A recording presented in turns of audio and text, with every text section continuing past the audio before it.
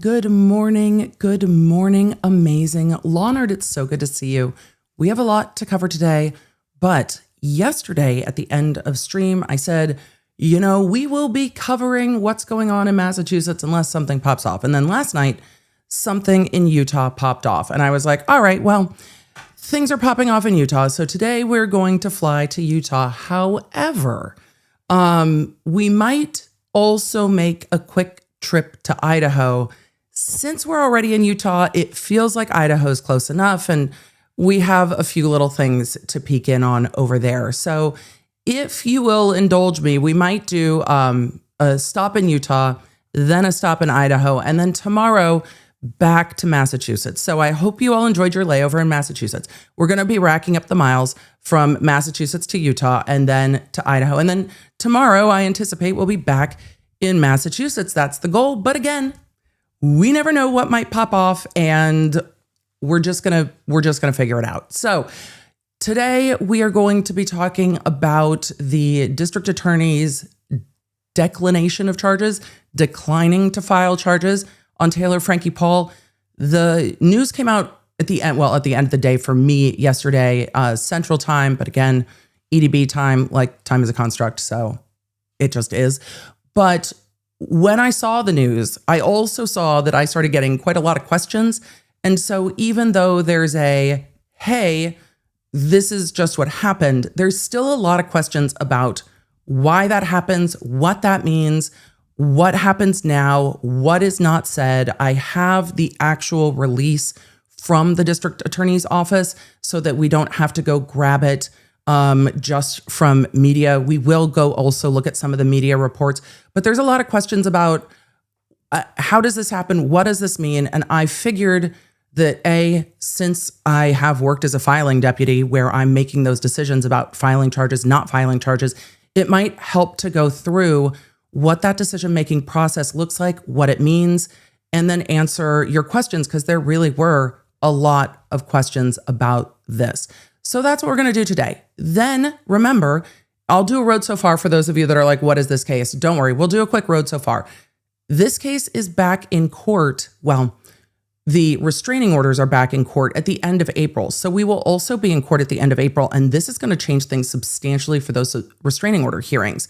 And things are going to shift. We're also going to talk about what this means, what this doesn't mean, because there were a lot of questions yesterday about it. And it is always my goal to help answer questions. That is, I really want to take like what is and what is not and help explain it. And sometimes if what is or what is not is just absolute wildness, we are also going to laugh at it. Today is not necessarily that circumstance because we are dealing with topics of DV and allegations of DV and a very toxic situation, it is my opinion, for all involved. So yesterday, we got to point and be like, what are you even doing? The audacity. Today, not as much, but hopefully the insight can help. And I hope that that helps. So we will be answering all of the questions. Leonards, it's good to see you. I love being here with y'all. How you doing? Let me know where you're coming in from, what you're drinking. We got coffee again today. We got more water. We have all the things because we have lots to talk about. So Utah's up first. Let's roll the intro. Let me know where you're coming in from, what you're drinking. I'm going to be grabbing questions to answer them towards the end. First question I saw was, is EDB Air all first class seats? No. EDB Air is all first class cabins where you have the little thing that lifts up to support your feet and you can recline a little bit and you've got a little bit of your own private space. So no, not just all first class seats. We're doing like a first class cabin individually because EDB Air gets to be whatever it wants. It's like a fucking TARDIS. We can just make it what we want. So you got to have the little foot things. You got to be able to put your feet up. They're the best. Never get those. Why don't we even just put a drop down on the seat in front so we can put our footsies on the seat in front? I understand that doesn't work for people like my brother who is like 6 foot plus. Like Brendan Banfield would be jealous of how tall my brother is. I often also am. But for those of us that do not have the longest legs in the world, sometimes it just wrecks your lower back because your legs aren't just at the right height. Can we just put the little flip out thing on the front of all the seats in front of it? Like, just, it would make it so much easier. But anyway, I digress. I don't think it's meant to be comfortable. You're meant to pay for it to be comfortable, and pay and pay and pay. But yeah, pay and pay and pay. But yes, all of the big cookies that are provided by Wild Grain and cooked fresh, so when you get them, they are warm. All of the lactose-free milk, and if that is not your vibe, then cookies and espresso martinis, it's fine. Your choice. It's EDB Air. We get to do what we want. Just be like Cartman. I get to do what I want. And, blankets provided by Lola Blankets for everybody that you get to take with you. As you leave the plane, you get like a little goodie bag. It's going to be fantastic. EDB Air, this could never happen. Yes, well, we can dream, can't we? It's fine. It's all fine. And Kit Kats, yes, but they're only the ones shaped like race cars. The fact that there's been no update on that is sending me, by the way. It was just like Kit Kat stolen and then silence. Why? Why? How have we not found the Kit Kats? We've got another food court brewing because if you've seen, there's an Alani lawsuit that is brewing. There's a couple other lawsuits. So we're going to have another food court brewing pretty soon here because there's a lot going on. All right.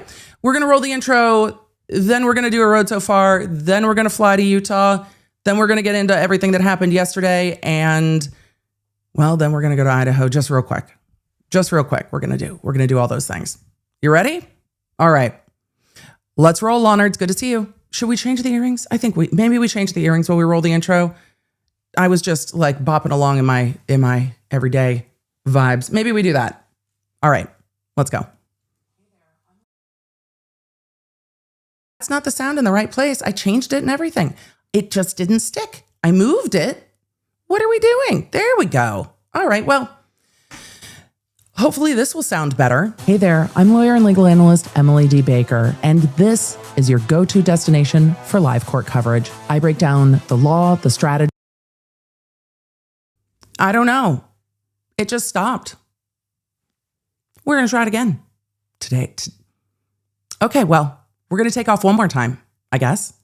Hey there, I'm lawyer and legal analyst Emily D. Baker, and this is your go-to destination for live court coverage. I break down the law, the strategy, and the evidence in real time so you know what's happening. No law degree required. So join the law nerds in the chat. They're here for the facts, not and let's get to court.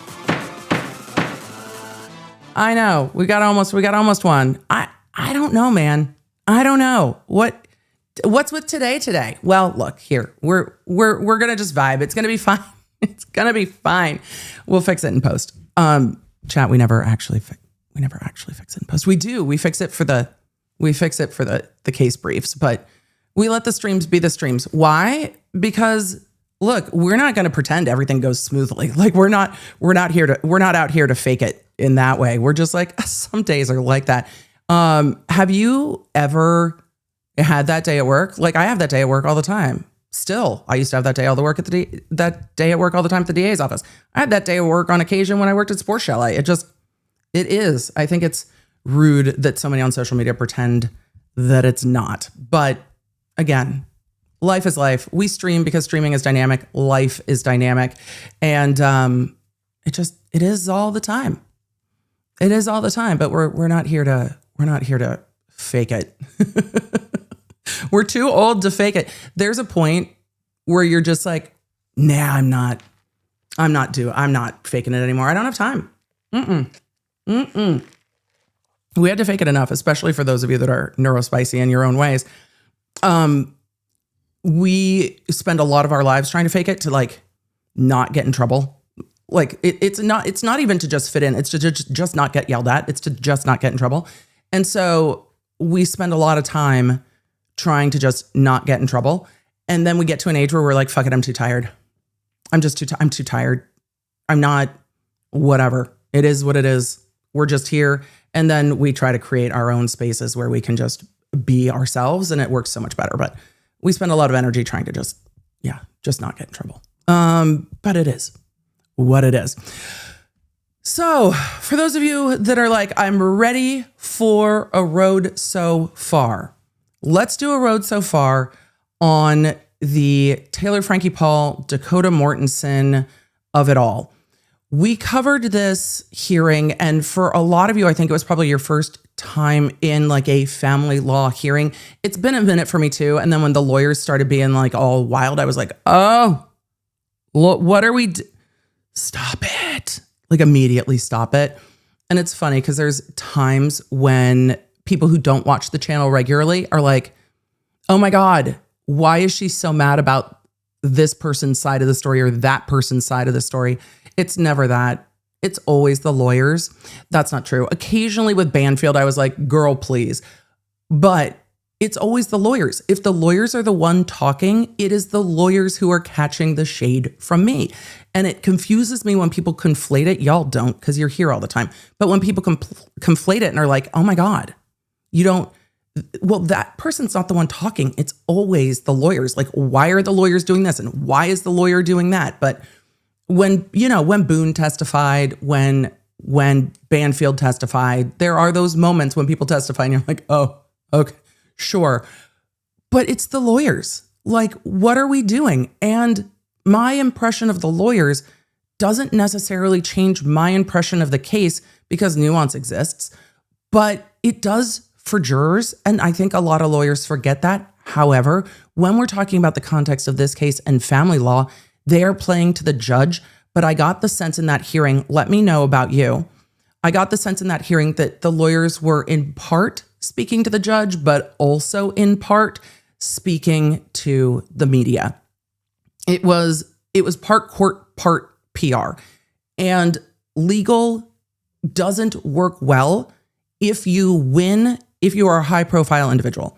If you win in the court of law and lose in the court of public opinion, you can still be equally totally fucked.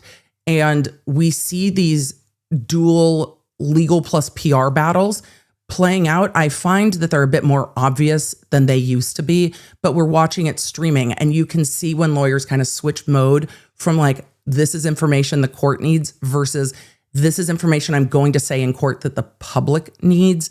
And we've seen that ramping up more in other cases as well. We're seeing it on Monday in the podcast. We talked a bit about Baldoni Lively. We saw that really early on in that case where Justin Baldoni's lawyers filed the wildest federal complaint that I think I have ever seen. Hundreds of pages of a complaint with all kinds of information that just doesn't pertain to the complaint and a ridiculous level of too much, which I was critical of. I remain critical of the federal complaint that is way too much. I understand why they did it.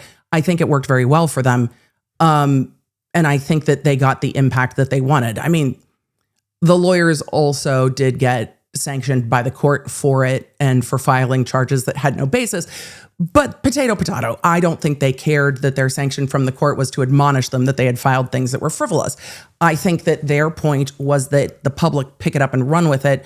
And if the judge admonishes them for being frivolous, they don't really care. But we're seeing the PR versus the in-court play out in this case too. And because we're dealing with family court, we're not really dealing with a jury that's ever going to consider any of these things. The things that we are dealing with for Taylor Frankie Paul and Dakota Mortensen, those things are just going to be decided by a judge. Even if the protective orders go to hearing, it's just going to be decided by a judge. And so getting information out in front of the public with the way they want to do it is part and parcel, I think, of being a lawyer of a high profile person. And we've also seen that go badly lately. I didn't realize we were going to tangent about lawyers in the media this morning, but here we are. We've seen it go well and we've seen it go badly, right? We've seen lawyers that are really skilled at this. We've seen lawyers that are less skilled at this. We've seen lawyers, I think Corey Richan's lawyers were kind of inspired by Alan Jackson and were trying to pull that style into their case. But Alan Jackson is very specifically himself with a world of experience different than most lawyers have. LA is like that. But also the unit that he worked in and was the head of in LA is liaising with the media all the time. So there's a media savviness that comes from working with the media a lot that takes time to learn. And it takes a little bit of instinct that some have, some don't. I'm just like, sometimes I'm surprised. Like, why are we doing this? But not all lawyers can just pick that up and run with it, even when they try to. And we are definitely seeing, it's kind of like, you know, how everybody can, well, it depends how deep inside baseball you get on YouTube things, but people talk about the like Mr. Beastification of YouTube. I think we are also seeing the Alan Jackson-fication of high profile cases. And I think Jackson's style works very well for him. I think Ben Chu's style also works very well. I think Camille Vasquez's style works very well. And I wish people would just, you know, look at a style that's more like themselves and then navigate it from there versus being like, oh, it works for them, I'll just do it that way. Because then, well, everything just becomes the same, doesn't it? So there are a lot of lawyers that have navigated this well, but it takes some savvy to do so. And in this case, as we were getting into the PR bit, you saw the judge interrupt in that hearing and just be like, okay, it sounds like you're making a closing argument. Agreed. However, I understand the pressure when you have a high-profile client who is being talked about in the media on a massive scale, and you're sitting there going, but not everything that's being talked about in the media is true. How do we try to shift that? And the thing I remain most interested in the Lively Baldoni case is the conversation about how the media narratives can shift. I'm personally very curious about that, and I find it to be a bit more objective. Did somebody do this or not do this? Did somebody send an email, not send an email? I'm curious about how that's going to play out, and I think it's going to bring some of the things behind the scenes to light in a way that actually could shift the media landscape, because PR can't just change things the way that it used to. Because there are a lot of uncontrolled factors that didn't used to exist. Hi, law nerds. We are uncontrolled factors. Welcome. But there are uncontrolled factors that didn't used to exist. And there is so much dispersion and independence in people who are talking about things and have access to cases or what have you, that you can't just reach out to a few key people and show everything shifting. Social media is going to do what social media is going to do.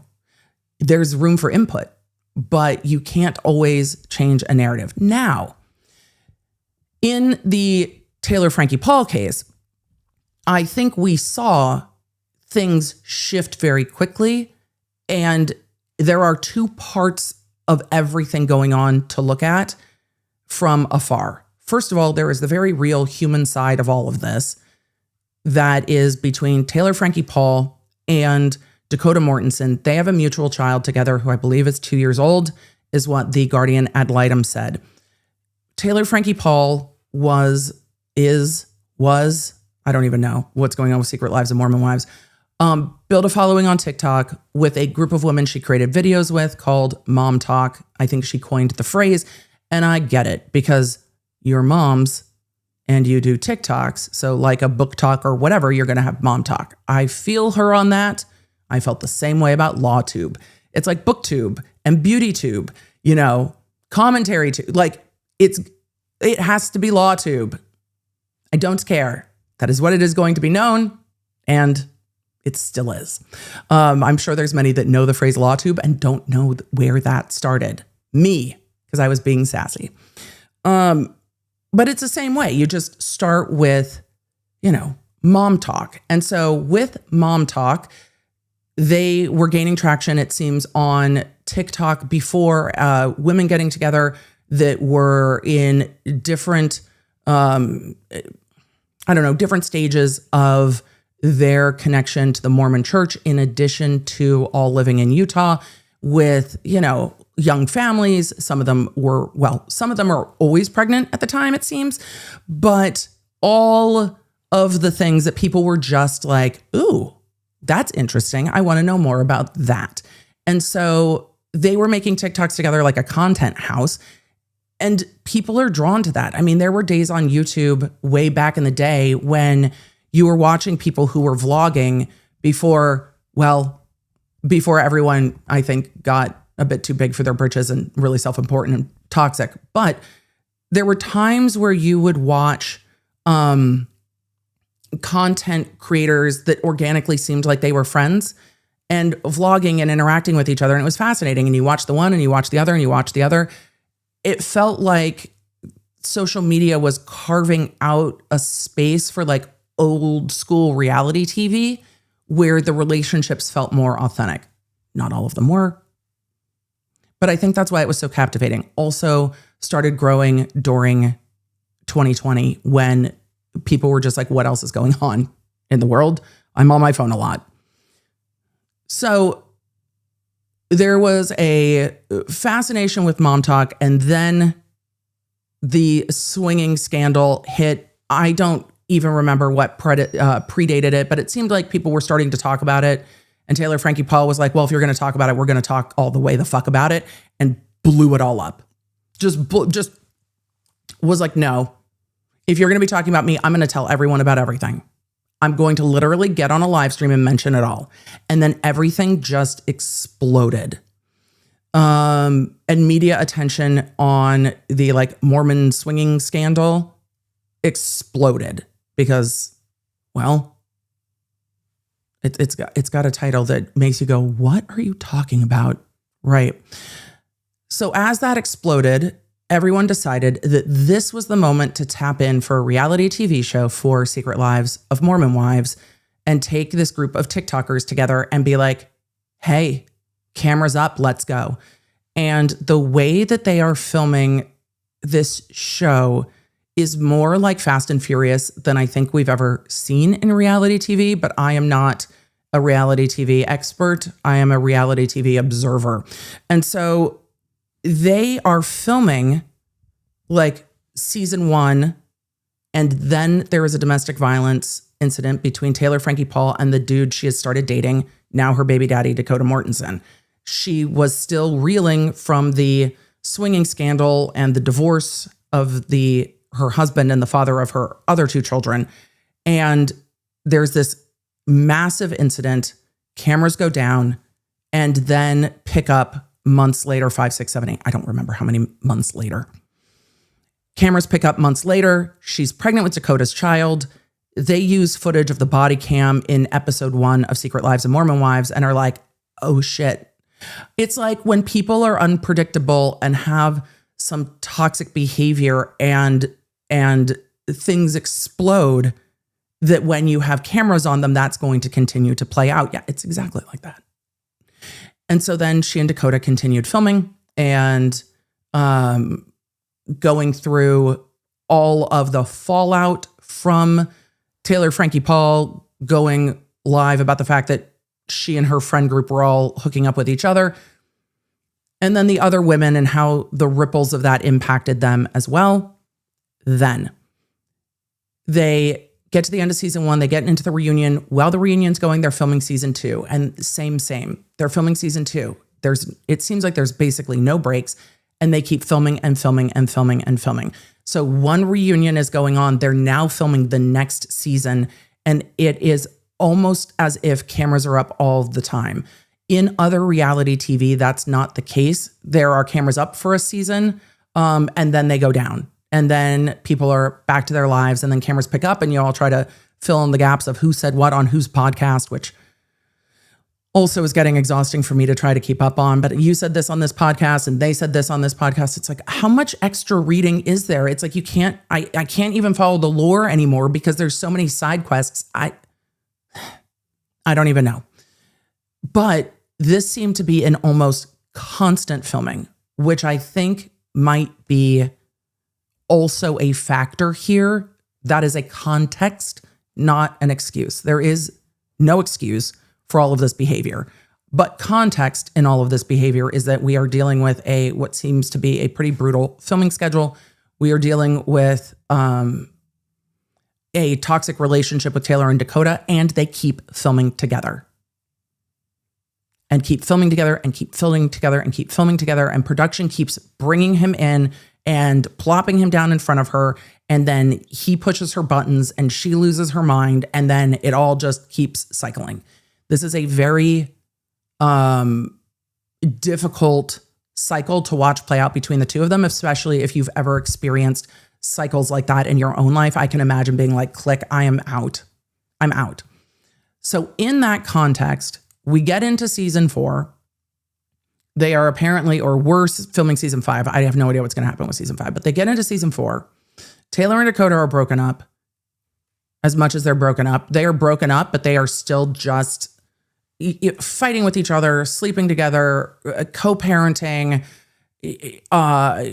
doing all of the toxic nonsense for each other's attention, doing things, I think, specifically to hurt the other, to get the other's attention, to draw the other one back in, and on and on and on. So it's a lot of, if I do this, they'll respond like that, which is just incredibly toxic and manipulative. So in that, Taylor Frankie Paul is supposed to be filming The Bachelorette. As she is getting ready to film The Bachelorette, it seems like her friend group is trying to be like, girl, you need to focus on filming this TV show. And they keep talking about you need to focus on going to find love, but I think that it was you need to focus on like getting your head together and going and doing this experience and changing some of these patterns. However, the day before she leaves to go film The Bachelorette, she's still hooking up with Dakota. This is like someone who is not quite ready to break that cycle yet, and she's using, this time on The Bachelorette, that's the thing that's going to break this cycle. It's a very it's a very noticeable pattern. And so production shows him like leaving her house or whatever the morning she's supposed to be getting on a plane. And she's supposed to be getting on a plane and is having like a nervous breakdown over, I can't do this. I'm not ready to do this. And she is sideways about doing it. To Taylor Frankie Paul's credit, she has been very vocal about not being okay, about not being ready to do this, about there being too much, about all of this being too big. And it seemed to me, and again, I am on the outside of this watching what is curated for me on reality TV. Things are edited. Things are not always in sequence. So I'm basing it on what I've seen. I'm not basing it on anything outside of that. However, she seems to be very vocal about the fact that she is not okay. She is overwhelmed. She is not ready. And everyone around her is like, girl, you got to take this opportunity, which I get. But also they all benefit. And I don't see Taylor Frankie Paul having people around her at the moment that don't also benefit from her doing things like The Bachelorette.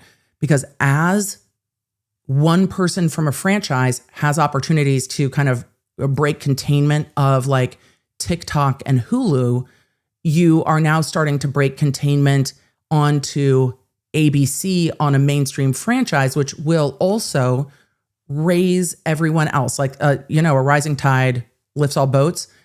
And you have two that went off to Dancing with the Stars, one that's on Broadway.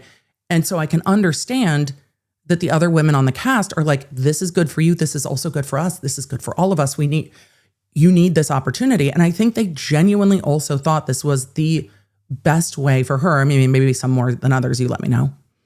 Maybe some more than others genuinely wanted her to have this opportunity to get away from dude for a number of months and break this cycle. I think it's hard to pull out the context from all this that when everything rises, everything rises.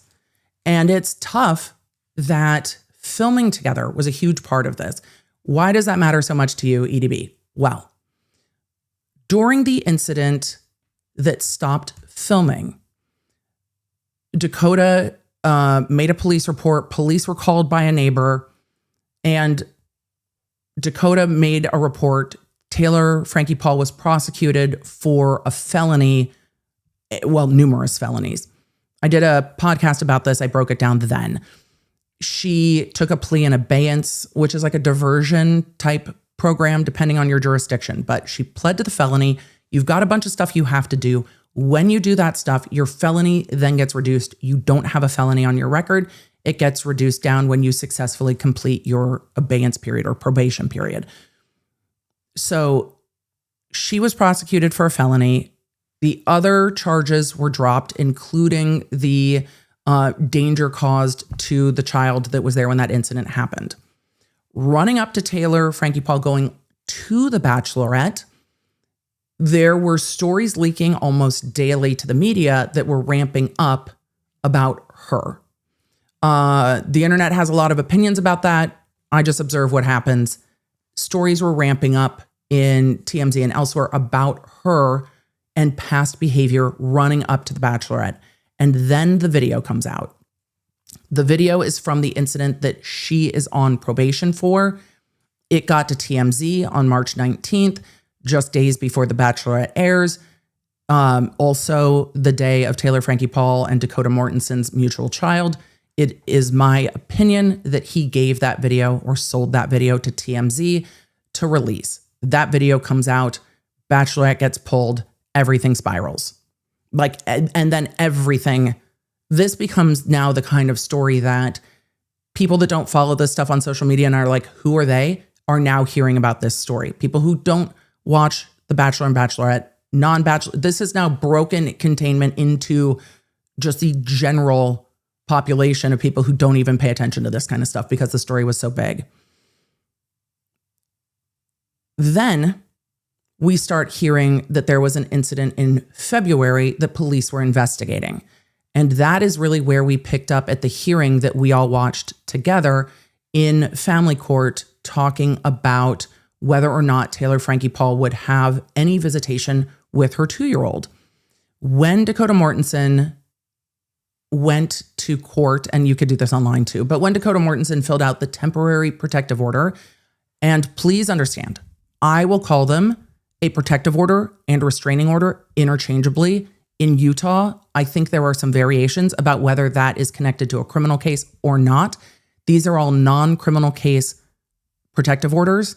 If I interchange them between protective order, restraining order, it is my brain defaulting to California between TRO and TPO, but they are civil protective orders. He went to court, requested a temporary civil protective order, and we know from other cases we've watched that those are very easy to get. They are meant to be. There is not due process in that. It is meant to stop the situation, to allow someone to have a level of protection so that they can do whatever they need to do to stop the situation, get out of the situation. It is a fire extinguisher, if you will. It is not a nuanced plan, and it is meant to be temporary. Those can be granted without the other side of a story. They are designed that way. But they are only for a limited period of time. And so when that's filed, you go to court and seek for that to become more permanent or a longer period of time, or you don't go to court and you just let it go. We saw this with Scandival when Rachel Levis went to get a temporary restraining order against Sheena Shea and then didn't pursue it. We saw it in Depp Heard when Amber Heard went and got a restraining order against Johnny Depp and then didn't follow through to make it a permanent restraining order. We've seen this in other cases. And so in that order that Dakota went and filed on March 19th, he also was granted 100% custody of their mutual child. Now, Taylor Frankie Paul and Dakota Mortenson were never married, but you still have a mutual child. And so you can still go to court for a child custody arrangement, even though it's not in the context of a divorce. And so they have an ongoing child custody issue. And that has been ongoing. So they have a child custody agreement that was 70% custody to her, 30% custody to him. He got the temporary protective order. He gets 100% custody because of that temporary protective order. So the court hearing that we watched, they were in court to try to modify the child visitation because, and this is understandable, I understand, waiting until the final court hearing at the end of April to determine custody was not an acceptable option to Taylor Frankie Paul, who had gone from having 70% custody of her 2-year-old to now having 0% custody of her 2-year-old. At that hearing, as we all watched, the court decided that she could have structured visits with the 2-year-old and that there would be a third party there. So they were going to be supervised visits with the 2-year-old. Then, during that hearing, we heard from the guardian ad litem and the lawyers that there were like 11 different instances or incidents between Taylor Frankie Paul and Dakota Mortensen. And we heard that the majority of those happened before they entered into their child custody arrangement. The only thing that was new between them, that there was alleged violence between them, was from February. Taylor Frankie Paul's lawyer called it the truck tussle. That part. Yeah. The truck incident. So when we started hearing that there was Draper police involved investigating an incident, it was my perception that they were talking about the February 2026 incident. Well, what we learned yesterday and what we're all going to talk about now is that the district attorney's office was evaluating both the 2026 February incident and then older incidents between them. And none of the incidents we're talking about are the video that has been given to TMZ. So we are not dealing with the video from the TMZ that she's already been prosecuted for. We are dealing with the new stuff. And yesterday, the Salt Lake County District Attorney said that they are not filing charges against her. The answer that we have not gotten yet is what about Dakota? Because we heard from the lawyers that the police were investigating both parties. They did not say that they were declining to file on Dakota. So I don't know if they have declined to file and we just don't know about it yet, if we're going to hear more about that on the 30th or more. So Allie in the chat said calling it the truck tussle just felt like it was all being laughed off by the lawyer. And I think, Allie, that might have been intentional because the lawyer, I think, was trying to downplay Taylor's part, but not downplay Dakota's part. And so I think Taylor's lawyer was trying to say what happened Taylor towards Dakota is just, what is this even? What happened Dakota towards Taylor was much more serious. That, and of course, that's her advocate. I'm not surprised by that. So now we are going to fly to Utah. For those of you that are just coming in, I got so many questions about this yesterday that we are going to do civil Karen Reed stuff tomorrow, which will give me more time to pull a few documents, which will be fine. We are going to go to Idaho after this. So we're going to fly now to Utah, go through the documents, and then we are going to go to Idaho. So let's get our air miles, shall we? Maybe we'll get 1, maybe we'll get 3. Who knows? Today's exciting. And then we are going to go to the letters from the district attorney's office. We're going to look at some of the media coverage because I'm sure there's more this morning. And we're going to go. That was a very long road so far of how we got here, what we're dealing with, and what we know. Because again, everything I forgot a piece. Sorry, law nerds. When we went to court, then we'll fly. When we went to court April 7th, we also learned that morning that Taylor Frankie Paul had filed her own restraining order against Dakota. So now there's restraining orders going both ways. That was me. The restraining orders are going both ways. Taylor's temporary restraining order was also granted. So when they have the hearing April 30th, unless it gets moved, they will be evaluating restraining orders between the two of them and who gets a restraining order. I imagine it will probably be both or none. And then there will be, I think the more important part, there will be the evaluation of custody going forward.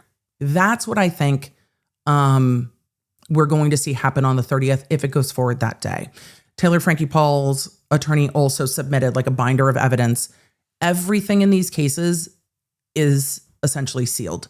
So the information that we heard in court is really the most information that we have, other than, of course, things that have been leaked to TMZ. So that's where we're at. I try not to specifically cover things that are leaked to TMZ because I like to see the court documents for myself versus viewing them through someone else saying, according to things that we've seen, it says this. Sometimes it's absolutely unavoidable, but I try to avoid it where I can because I would like to give you I want to give you what it says in court so we can go through it together and look at it and be like, okay, that's just what it says. And then everyone's free to interpret it the way that they interpret it, but at least we know exactly what was said. I hate having to be like, well, they said that it says, which makes it so hard because people don't always see their own filter on things, right? And so when people don't see their own filter, it's hard to report just what is. Some do that better than others. Okay, so let's pull up the documents from the district attorney's office. There are two of them. I'm going to pull up both of them, but they are essentially the same. And they are the letters to the different police departments indicating what's happening with the case. This is a declination letter or a letter declining to file charges. Let's fly, and then we'll talk about the process of that real quick. Sound good? Great. Finally flying. Get your miles. Put your orders in. What are you ordering on EDB Air? Are we having Biscoff? Are we having Kit Kats? What are we having? Let me know.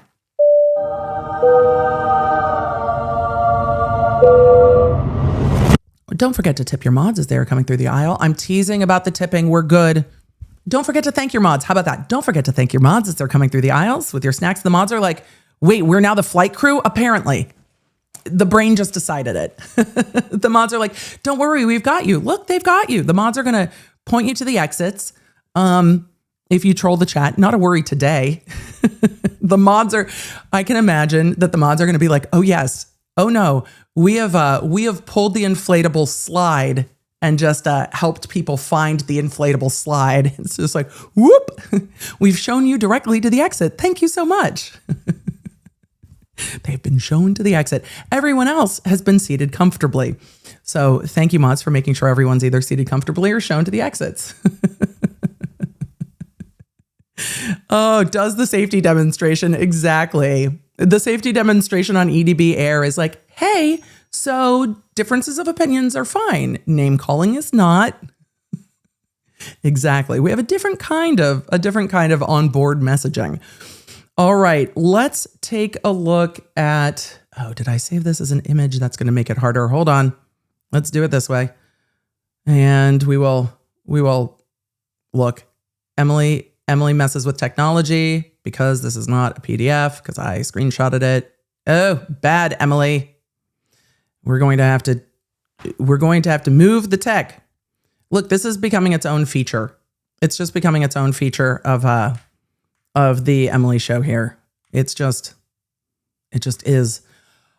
All right, let's take a look at the district attorney's letter of, declination. I don't know what else to call it. That's what I always called it. Bryce Oakland. I do not think this is the Bryce we've talked about. Look, Bryce Oakland is from the Draper Police Department. I don't think it's Pantsless Bryce. A different Bryce, I'm guessing. I'm guessing it's a different Bryce. I don't know. I'm guessing. I'm basing that on vibes. So this is Draper Police. This is coming from the Salt Lake County District Attorney's Office. It says it's coming from their Family Protection Unit, probably because they do not call it the domestic violence unit in LA. I don't know if they've renamed it in LA. In LA, it was family violence, but LA also has other specialty units that are in each courthouse to deal with cases where people are specially trained. Something that Judge Abby did, something EDB did not did. Nope. Something. So a lot of my experience in this just comes from being, being the other side of the Judge Abby coin and her experience at work and being like, I'm so glad these are your cases, not mine. All right. So based on the information provided to our office for screening, what do they mean for screening? They mean that they are taking all of the police reports and screening it for filing charges. So the district attorneys get the police reports and then decide what, if anything, they are going to charge. They decide if it is a felony, if it is a misdemeanor, if it is something that is further investigation. So let's talk about that process a little bit before we get into this more. And if this is helpful, please let me know. In a lot of jurisdictions, and this can vary, there are some jurisdictions where law enforcement picks what charge they think applies, and then it gets arraigned, and then the district attorney's office can modify it. Different jurisdictions do this differently. In Utah and others, the police take all of the reports and what they know to the district attorney's office to file them. That happens in a variety of ways. Sometimes you just get a stack of papers from the police department with a note on the top, and then a date if someone was cited out on a ticket or whatever. And then the filing deputies get all of that, read all of that, decide if there's charges, not charges, or if it needs follow-up or more information. Different cases that need more nuance, you will have an officer come in, sit down in your office, or normally a detective, sit down in the office and tell you about what's going on in the case. Sometimes filing deputies will interview witnesses, victims, etc., before deciding to file a case. Sometimes, if you're in a special unit, depending on how the office is set up, sometimes it will go to the deputy that might be the one in charge of the case, and they will be the one making the filing decision, not a deputy that does that all the time. So it really, and when I say deputy, I mean deputy district attorney or, district attorney. Some places call them assistant district attorneys. So it will go to the attorney that's going to have the case, and they will do that. Oftentimes, if you are dealing with cases with vulnerable victims, you will have a specialty attorney assigned, and they will talk to the victim before charges are filed, or should, and talk them through what that process looks like, what happens next, and make sure that they really should, as I say, should, understand what's happening, what's going on, what's happening next, etc. So there's a couple different ways this happens, but from police with all the reports to the district attorney's office, and then a decision is made. That's what this letter is talking about. Again, that decision can be charges are filed, charges are not filed, more information is needed, further investigation. Those are really your options when it goes to the DA's office. So Draper Police, always in Draper.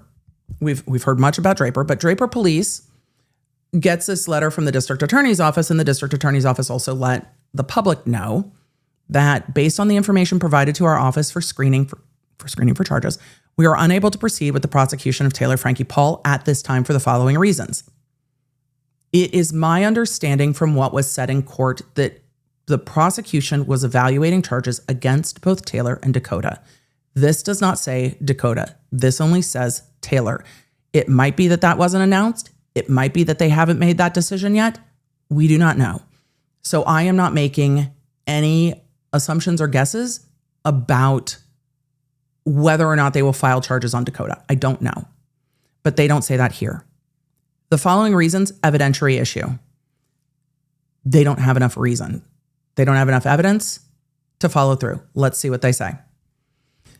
After reviewing reports and evidence submitted to the Draper Police Department and West Jordan Police Department, The Salt Lake County District Attorney's Office has declined to file charges against Taylor Frankie Paul. The complaint in these cases, the complainant, the other party, the complainant in these cases reported several incidents, not just the February incident, some of which occurred more than 3 years ago. Any incidents of misdemeanor offenses which are alleged to have occurred more than 2 years ago are barred by the statute of limitations. Incidents which, sorry, that's outside my window, not yours. And I lost my place. Sorry. Any incidents of misdemeanor offenses which are alleged to have occurred more than 2 years ago are barred by the statute of limitations. That's incredibly common. Incidents which are alleged to have occurred within the statute of limitations have been reviewed. Several incidents that were submitted do not rise to the level of criminal offenses. The remaining incidents lack sufficient evidence to support filing criminal charges, where the state must be able to prove such allegations beyond a reasonable doubt. Such incidents lack specificity as to when and what actually occurred or corroboration. Based on the evidence submitted for screening by Draper Police Department and West Jordan Police Department, the Salt Lake County District Attorney's Office declines to file any charges. We would be happy to revisit this matter if additional information is developed which supports the prosecution of the suspect. So, with that, they are not talking about whether or not Dakota will be filed. They are not saying, we think we need more information. Because if that was true, they would reach out to law enforcement and say, hey, we need this. Can you do further investigation? It would just be referred for further investigation. Do this investigation, bring it back to us. That's not what happened. We are declining to file charges. I know it says beyond a reasonable date, but we are declining to file charges. We are finding that there are some things that were reported to us that are more than 3 years old, which would put them closer in time to when the first incident she was prosecuted for happened, which the time to report that is when that incident happened. I know that there are complex and varied reasons why people do not go to the police when things happen. But there is nothing that can be done about the statute of limitations in this case. Some statute of limitations are much longer, but when we're talking about misdemeanor cases, you can't report it beyond the statute of limitations and have them go back and say, okay, well, now you are ready to report it, so now we can do something about the statute of limitations. That does not count here. In some cases, the statute of limitations doesn't exist at all, like first-degree murder. In some cases, the statute of limitations has been expanded so that charges can go back further. That's not the case here. Emmy said, so her lawyer on the 7th was actually correct. Her lawyer on the 7th was optimistic, but it had not happened yet. So he was a week early. He said it wasn't going to happen. He said charges weren't going to be filed, but he was a week early because they had not formalized that decision yet. They might have told him that that's where they're leaning, but they hadn't made that decision yet. This decision happened yesterday. But yes, I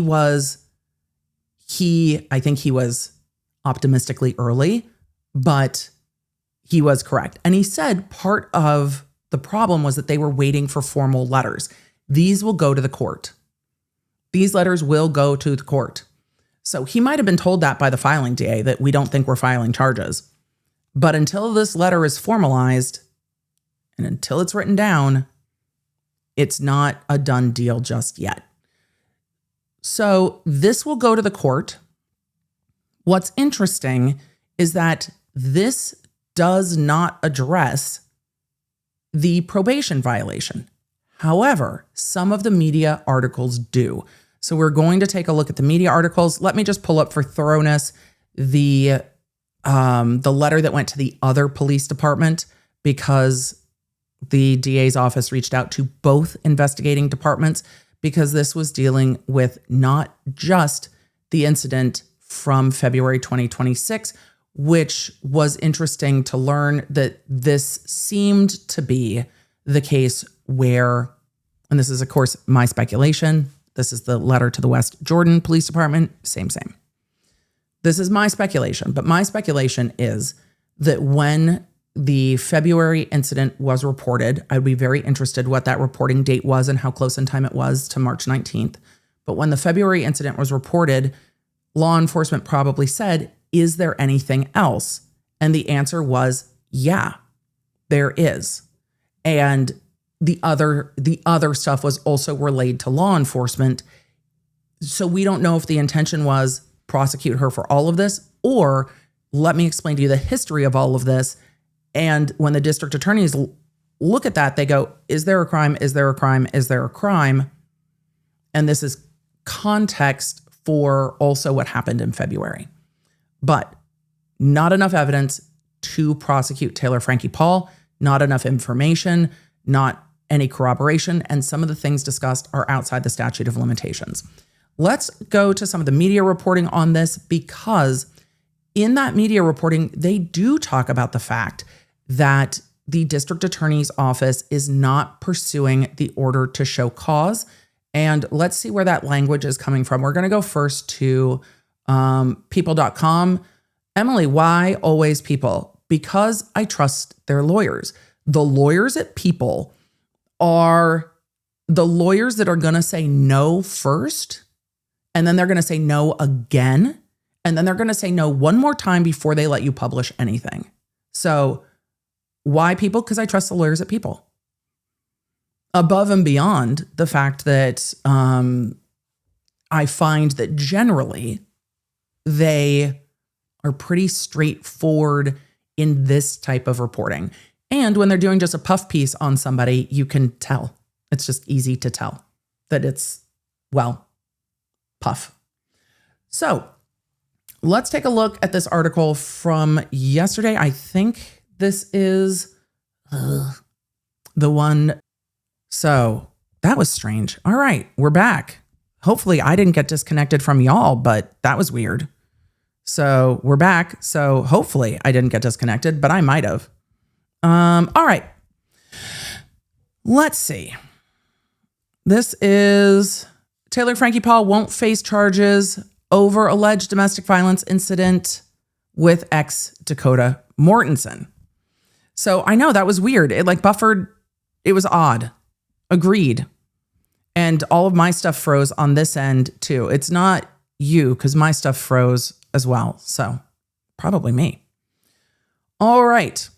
The Secret Lives of Mormon Wives star was the subject of 2 domestic violence investigations by Utah police departments earlier this year. Let's just go to the article. And now we can actually just get to the body of the article, which is so much easier with the formatting. Prosecutors have declined to press charges against Taylor Frankie Paul after a pair of domestic violence investigations earlier this year. The Salt Lake County District Attorney's Office said in an April 14th press release that it would not be pursuing charges against the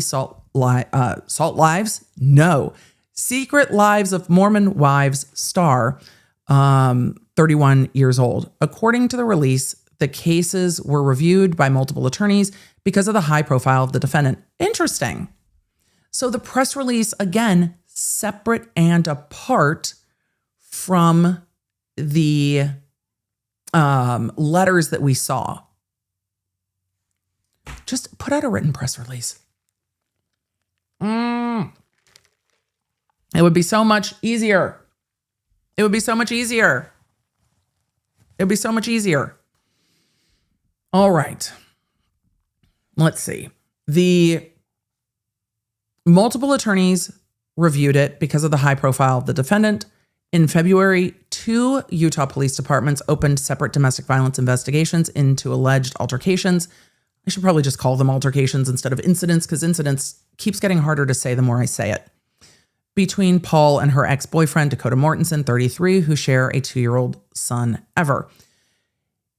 In April 14th, letters to both departments obtained by People, the district attorney's office said several of the alleged incidents altercations, investigated by police took place more than 2 years ago, meaning they fall outside the statute of limitations. The other alleged incidents do not rise to the level of criminal offenses or lack sufficient evidence to support filing criminal charges. Prosecutors went on to state that some of the incidents lack specificity as to when and what actually occurred or corroboration, which is a huge problem. You need to know what happened and when. You cannot file charges on stuff. They go on to say that the letter concluded, "We would be happy to revisit this matter if additional information is developed." They say that the district attorney's office also said in its press release that the investigations would not affect Paul's probation status stemming from a previous 2023 arrest and indictment, and that no additional individuals were screened for charges. Oh, there's the answer. It's hidden at the bottom. Well, this is why we go through things together. So they weren't screening Dakota for charges. Interesting. So no additional individuals were screened for charges in connection with these investigations. Okay, well, there's the answer. There's the answer. Which conflicts with information in court from, I think, Taylor's attorney that both individuals were being screened for charges. I'm pretty sure it was him that said that and not the guardian ad litem, though the guardian ad litem might have said both were being evaluated for charges. I'm pretty sure it was one of the two that said it, or if not both. That's why isn't, okay. It's really hard when I need more chapstick. It might have been the guardian ad litem that said it, but apparently they were only screening, a lot of you saying it was both or one or the other. I think that it's helpful to know where that information came from. We're going to look at one other source. All right. Well, then I will update the Lippy. That's much better. So we can now reset, because in their press conference or press statement that People has, we're going to look at a few other outlets and see if it's the same, says that no additional individuals were screened for charges in connection with these investigations. So if both of them were being screened for the February incident to see who would be charged, then it would be here. So no one's going to get charged. No one. They weren't screening Dakota for charges, which could be for a variety of reasons. The variety of reasons could include that Taylor Frankie Paul said, no, I don't want to press charges. That's very true. A lot of you are saying it was the guardian ad litem. Let me go look. We're going to go look after we do this, because now I'm also curious. So we will go look and we'll find the answer together. But it could be that they asked her, do you want to press charges or do you want to pursue this? And she said no. That's very possible. And so he wasn't even screened. A rep for Paul has not commented to People. The Draper City Police Department confirmed to People on March 16th that there was an open domestic assault investigation involving Paul and her ex-boyfriend, Dakota Mortensen. A spokesperson said that allegations have been made in both directions and contact was made with involved parties on February 24th and 25th. Okay. I am going to look at one other outlet for this. This is why we do things in real time, because now we can say that no other individual was screened. We're still going to look at another outlet to see if it is also confirmed by another outlet. I'm going to grab, you might hear sound for a second on this, but I'm going to grab the video of the hearing to see if we can find where that is. I don't have it pulled up. It's going to take me a second to find it. All right. I will grab that from a different place because I thought just pulling it up would be easy, but no, it is not easy. There's the whole hearing. Okay. If you hear it, that is because I'm grabbing it to take a look at this real quick. We're going to research it in real time, law nerds, because we have the time to do so. And I love that we have the time to do so, because we are going to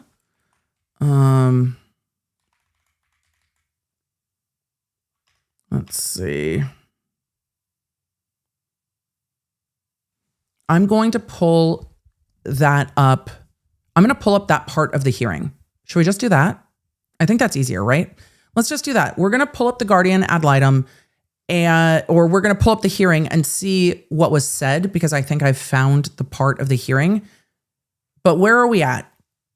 We have looked at the letter from the district attorney's office indicating why they are not charging Taylor, Frankie, Paul, saying that some of the incidents that were shared with law enforcement are beyond the statute of limitations. They're like 3 years old. This is consistent with what we heard in court in the protective order hearing, that there were like 11 distinct incidents between the two of them, and most of them happened, except for the February incident, before the child custody matter was resolved. They said that with regard to things that were not outside the statute of limitations, they do not have sufficient evidence to prosecute. That happens a lot. It can be frustrating. There are things that you look at and you're like, but surely that is a crime. There is a difference between, but surely that is a crime, and is there proof beyond a reasonable doubt to take this to court? And when they do not have proof, it is the obligation of district attorneys to say, even if we agree that this shouldn't have happened, it does not mean there is enough evidence to prosecute, and cases then get declined. So let's look at what was said about charges being evaluated and for which parties from this protective order hearing. I'm just going to back it up a little bit for contents. And in backing that up for context, we will get to that part of the hearing quickly. So we're going to jump back in our TARDIS. We get miles for that too. EDB Air, EDB TARDIS. We're going to time travel back to April 7th and just see who said what, because I don't remember. And because we have a minute and we can, because I do what I want. We'll just go to the hearing.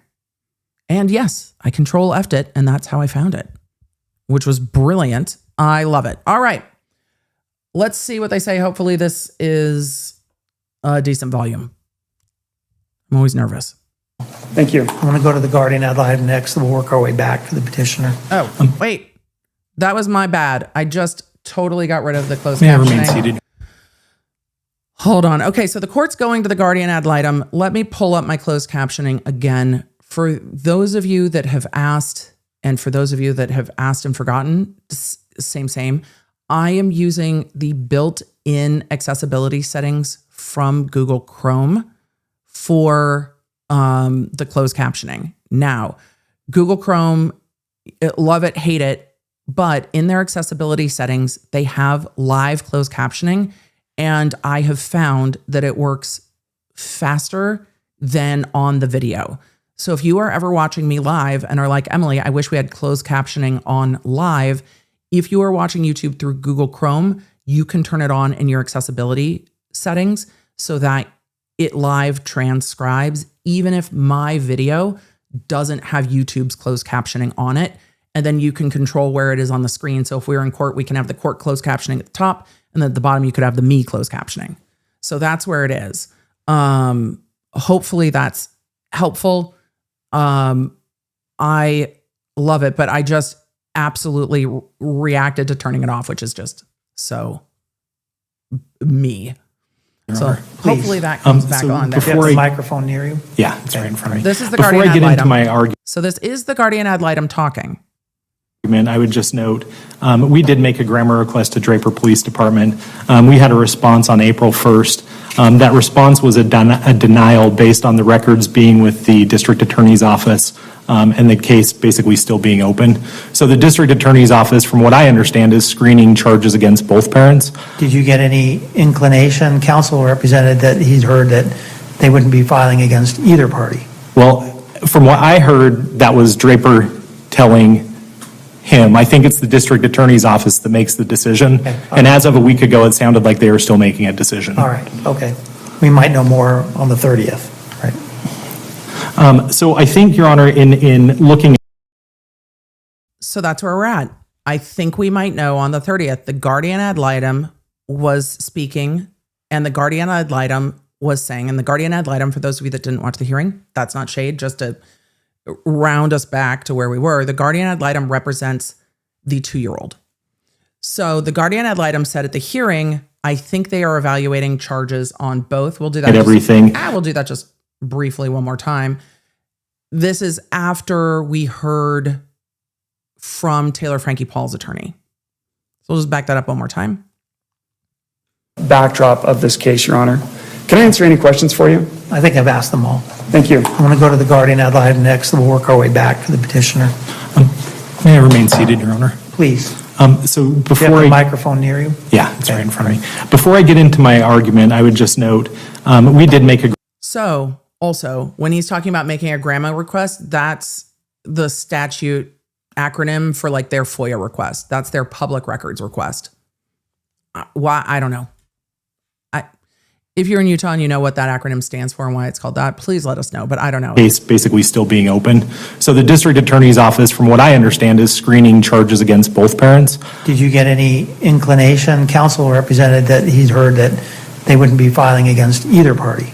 Well, from what I heard, that was Draper telling him. I think it's the district attorney's office that makes the decision. Okay. And as of a week ago, it sounded like they were still making a decision. All right, okay.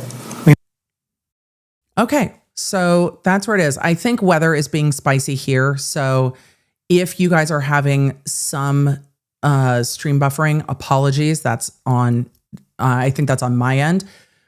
Apologies for the flight turbulence, law nerds. It's not y'all, it's me, but we rewatched that, or some of us did. Here's what the guardian ad litem said on the 7th. The guardian ad litem sent a public records request, grammar request, and asked for the records. Draper Police said, we can't give you the records. It's with the district attorney's office to make decisions. And it was the guardian ad litem's understanding that they were screening charges against both parties. What we learned today is that no charges were screened as to Dakota Mortensen. So when I said earlier in the stream, I'm not sure what's going on with Dakota, this is as to Taylor Frankie Paul. The letters don't mention him. The press statement from the district attorney's office to media outlets indicated that no other individuals were screened for charges. So there will not be charges against Taylor Frankie Paul. There will not be charges against Dakota Mortensen, which is why we dive a bit deeper into these things when we can. BFlow 7517 said Government Records Access Management Act, GRAMA. Thank you so much. Thank you. Thank you. Okay, mods, please write this down for me because I'm going to forget. So for everyone who put this into the chat, Cynthia Martin, thank you. Thank you. Anissa Patton, thank you. Sherry, thank you. Thank you. Thank you. Thank you to everyone who answered. Sassy Southern Gal, thank you. You guys are the best. Thank you. I appreciate it. So now we're going to know. We're just going to tuck that away into the things that we have learned here today. Look, you learned something new. The grammar request, there we go. Now we know why it's called that. So the guardian ad litem is the one who mentioned charges being screened against both. The press statement from today or yesterday says that there aren't going to be charges for either. Let's look at one more piece of reporting, and then we're going to answer some questions on this, and then we're going to go to Idaho. And then I'm going to have to figure out what's going on with my internet because it's just, there are some days where it's going to be perhaps more frustrating than anything else. But we'll wrap it up in a second. Let's take a look at one other piece of reporting, and then we will go from there. Lawns in order says country grandma. We're going down, down, baby. Yeah, exactly. That's exactly what it is. Lawns in order. First of all, I just have to say, that there are a number of times that I have law nerd things on and people are like, "Oh my God, are you a law nerd?" And I'm like, I can see where the play on words is. I can see that, but no, not specifically just the law. But I like it. I like the lawn nerd idea. Then again, lawns are a very big deal. They were not as big of a deal where I lived before. They are a very big deal where I live now. It is a very big deal. It is a very big deal. Yeah. It is discussed a lot. There are different lawn patterns. I did not know this was a thing. I now fucking love it. There are patterns. The amount of discussions about lawns is more than I ever knew existed. However, it amuses me. All right. And I love having the lawn look good. Then again, probably more information than any of you wanted on like the back half. I very much want to do more of like a kind of cottage style garden and take some of the lawn out and let things regrow. So that is my plan. I don't need all of the lawn. I would like more things for our pollinators and stuff. So we will have part lawn, part cottage garden. I'll keep you posted. So Blue Eyes Fairy said, I am a native plant person. I am going to kind of rewild some of our yard. I'm very excited about it. Not all, but some. All right. Let's go to KUTV's reporting on this. The headline, which is just difficult to read in the way that this is laid out. Salt Lake County District Attorney's Office not filing charges against Taylor Frankie Paul. And now we can get to the rest of the article because the formatting on the news sites is just its own thing. All right. Salt Lake, can we not? This is incredibly distracting. Can we just, we're just going to reader mode. We're going to reader mode. Can we just go to reader mode? There we go. I couldn't. I tried. I couldn't. For those of you that look at EDB's reader mode and is like, what in the hell? It's my dyslexic font. I love it. If it makes your brain hurt, this will be off the screen soon.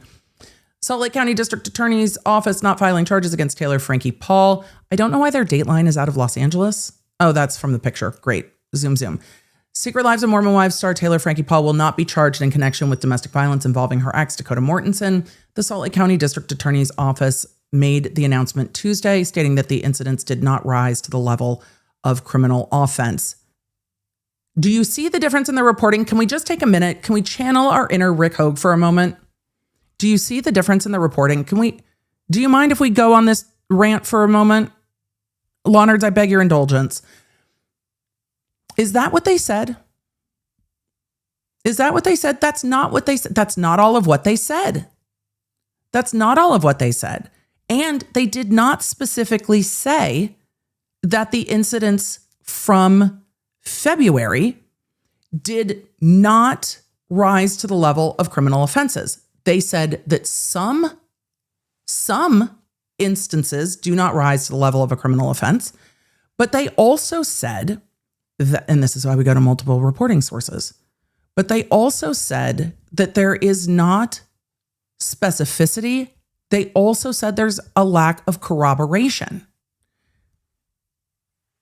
Lacks sufficient evidence to support the filing of criminal charges where the state must be able to prove them beyond a reasonable doubt. Such incidents lack specificity as to what and when and corroboration. That does not say that they do not rise to the level of a criminal offense. There's nuance there. Because the behavior, this seems to say, oh, there's no behavior that's a problem here. And I don't think that's what the DA's office said. I don't think the DA's office said that there's no problem, that there's no behavior that rises to the level of a problem here, but we'll talk about that in a minute. But the DA's office, where is that sentence? Let's see.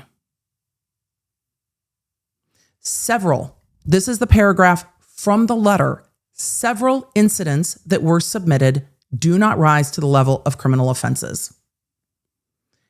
There's a limiting word there. They cut out the limiting word.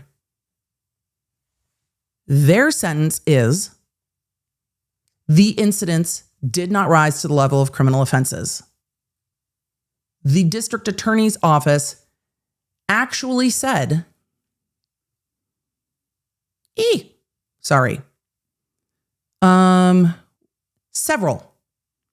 several incidents that were submitted do not rise to the level of criminal offenses. That is what it says.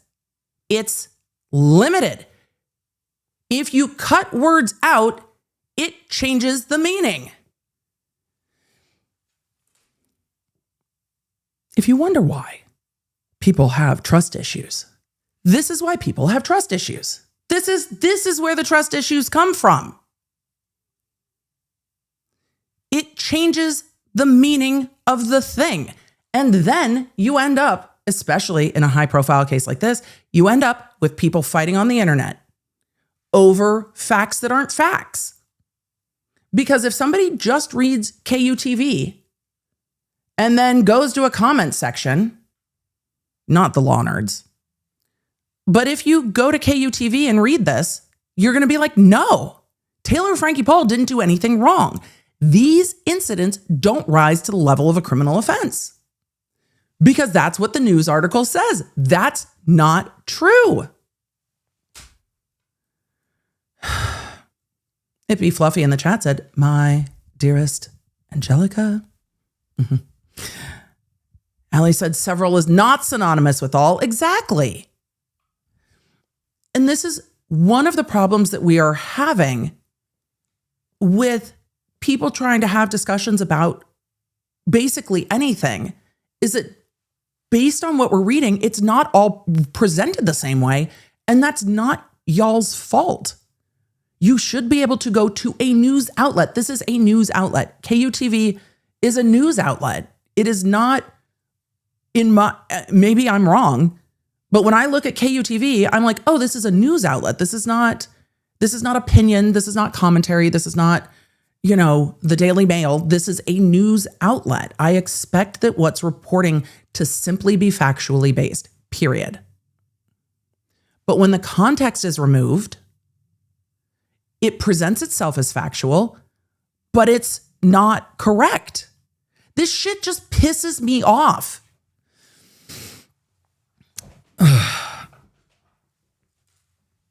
Allison said, I would definitely double check people over KUTV. Who would have thought it should be the other way around? I know. I get it. It's not y'all's fault. When things are presented this way, we have so much information that comes at us in our daily life. More than I think, I could rant about this for a while, more than I think our brains were ever intended to handle the amount of information that comes in to us to process. So of course our brains are looking for, oh, hey, this is a news outlet. This is what happened. Because the news outlet is just telling us what happened.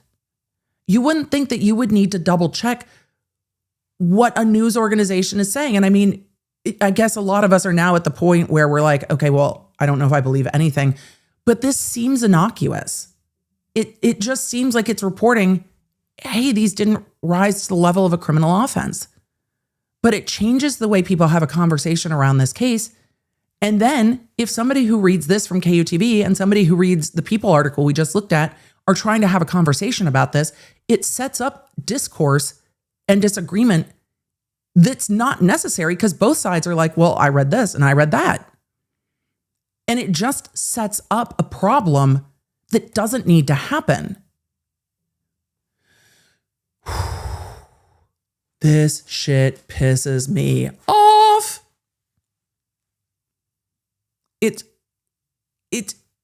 You should be able to look at an article and go, okay, that's what happened. Because there's nothing about this that seems sus. There's nothing in here that goes like, I don't know if that's quite right. It is so innocuous that it just Even if we had not read the letter from the district attorney's office and the People article, this would have been like, oh, okay, it doesn't rise to the level of a criminal offense. It would have just gone right by because it doesn't seem like a massive point. And it's just getting so frustrating because you cannot check every single thing. And honestly, I don't trust the media to correct themselves. And nobody has time to go back and correct this and go back and look for it. But it's what's causing continuous friction, especially in these high-profile cases. And instead of productive conversation, it's just unnecessary friction. And honestly, I think some of it's intentional, maybe more than some, because when there's friction, people will stay online longer to fight. And I think that some of that is just, a feature, not a bug. But I'm so frustrated about it. This shit just frustrates me. But it's literally my goal in life is to just make it so people have to do it our way. Like if all the attention is here and people stop reading all of this, and I'm not saying to stop reading KUTV at all, but if people just start opting out of this with their attention and opting into places that they trust, could we force them to shift to do it our way? It's my way or the highway. Emily, did we just go from Hamilton to Limp Bizkit? Yeah, we did. And this is one of the things that is just exhausting people. But maybe we can just, force them to do it the way we do it. And then we can say, hey, look, here's an outlet we trust. And this is why. Because they have not burned us. This shit just pisses me off. And again, it's just a little thing that just would just fly right by. But it's not a little thing.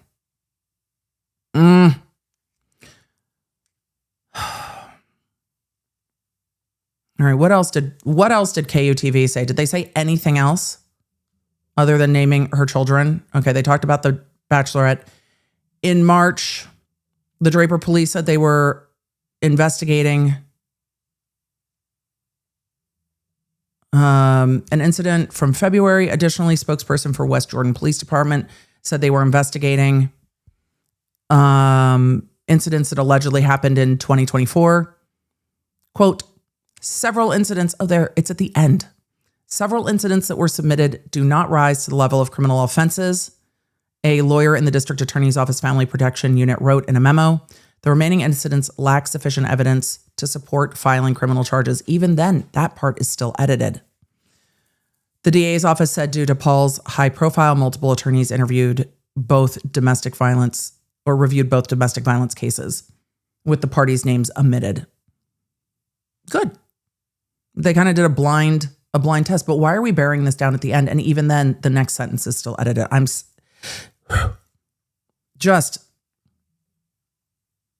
Can we just report what they said?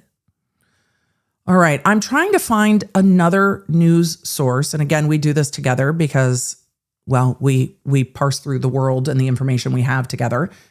I am trying to find another news source that also indicates that no one else was screened for filing. Let's look. All right. Nope, let's do it that way. All right, we are now taking a look at the LA Times. Taylor Frankie Paul won't face charges is their title. Taylor Frankie Paul won't face criminal charges in connection with alleged domestic violence incidents between her and her ex-boyfriend.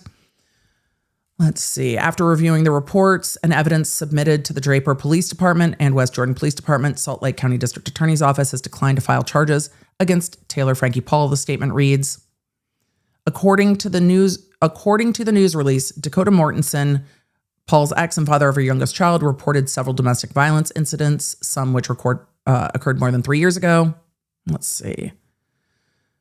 They just quoted the whole thing, which I appreciate. Mortensen filed a report with the West Jordan Police Department in Utah in February alleging an incident of domestic violence that he said occurred in early to mid 2024. Well, there's your lack of specificity. Let's see. I just want to see if anyone else has reported that no one else was screened. Last week, a judge in Utah ruled that supervised visits with the child were happening. The exes are ordered to appear on April 30th. We're going to cover that. And there is nothing else. The only outlet that I have seen is People. I'll keep looking, but the only outlet I've seen report that no one else was screened is People. I'm going to keep looking for a second source. However, just knowing how thoroughly People's lawyers vet things, I am interested to see if I can find another outlet reporting the same. So I'll keep looking for it. But where are we at the end of today? Here we are. Taylor Frankie Paul is not going to be charged. We heard in the hearing on April 7th, the guardian ad litem indicate that both parties were being screened. People has reported that in the press statement, not the letter, but in the press statement, that no other individuals were being screened for charges, which indicates that they were not screening Dakota for charges at all, which could simply be because Taylor Frankie Paul said, I'm not pressing charges. I don't want to press charges, which is fair. We also know from reporting, I think only from People, that they are not pursuing her probation violation, which is a bigger deal to me because the probation violation they would have been evaluating is what happened in February. So if it doesn't even rise to the level of a probation violation for them, then what happened in February is something that's not even going to violate her probation to not have further incidents. I think that is the biggest signal to me that at least with regard to what Taylor Frankie Paul did in February, the district attorney's office is not concerned about it. If they were, they would violate her probation. But they're not. And that speaks volumes because a probation violation is a much lower standard than beyond a reasonable doubt. And if they are not pursuing that, they think that whatever Dakota said that Taylor did does not even rise to the level of meeting that lower burden because that could be based just on Dakota's statement if believed. And so whatever happened in February is not enough to violate her probation.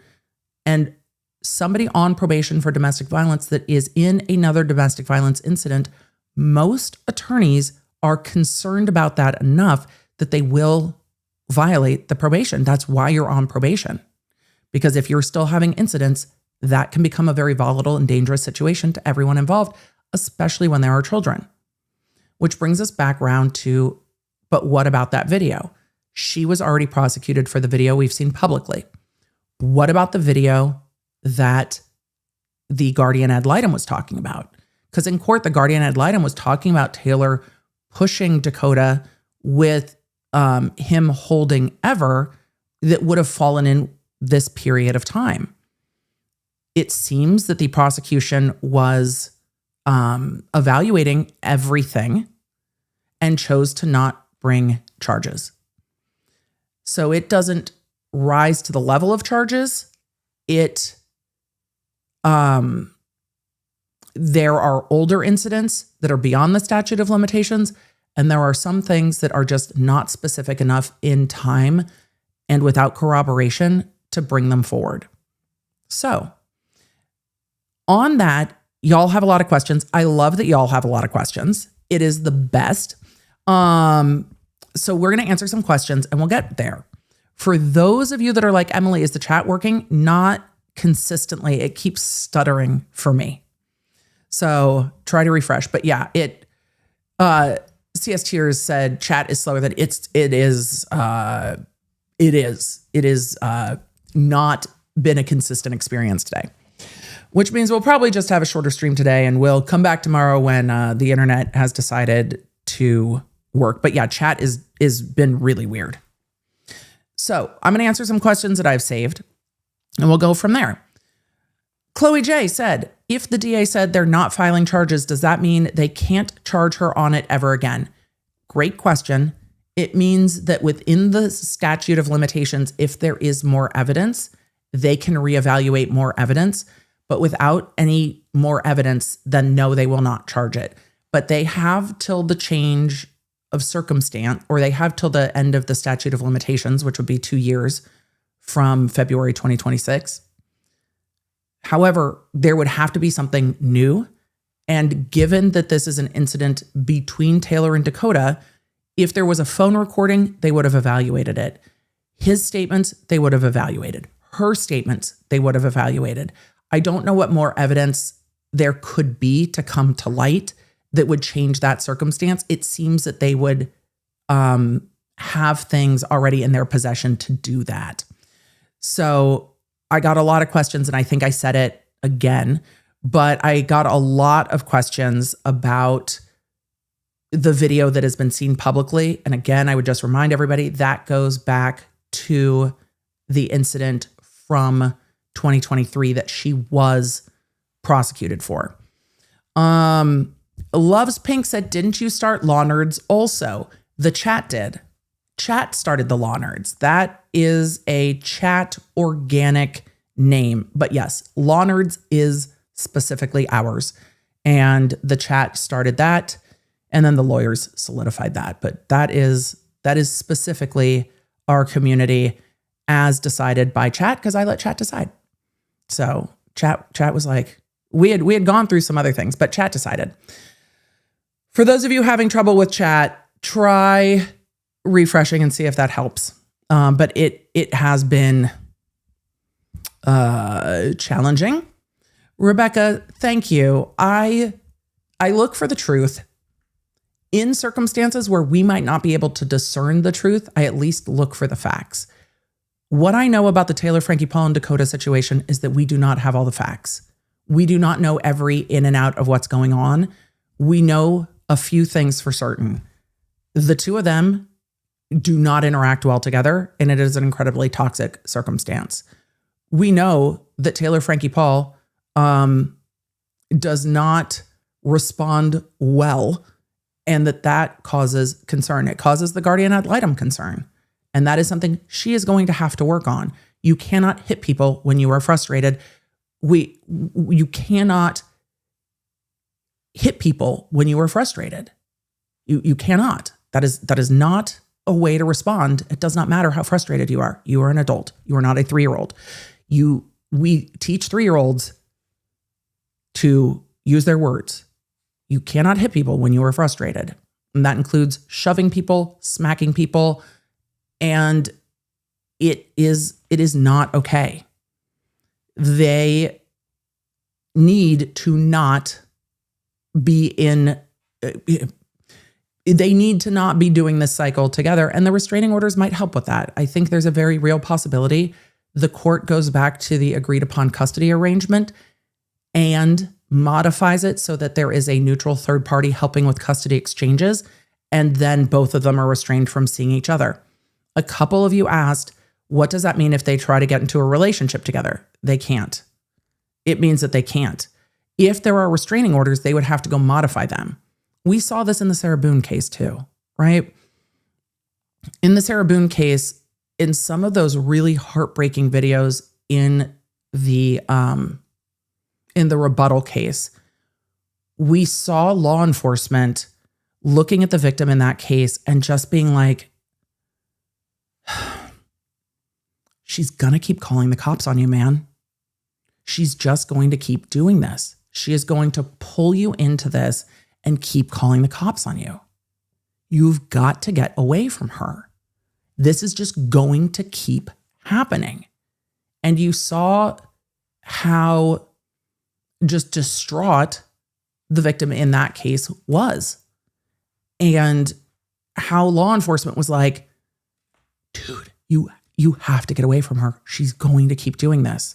She's going to rope you into fighting with her and then call the police on you. You got to stop with her. But even a restraining order cannot make people stay away from each other. And that is a difficult thing.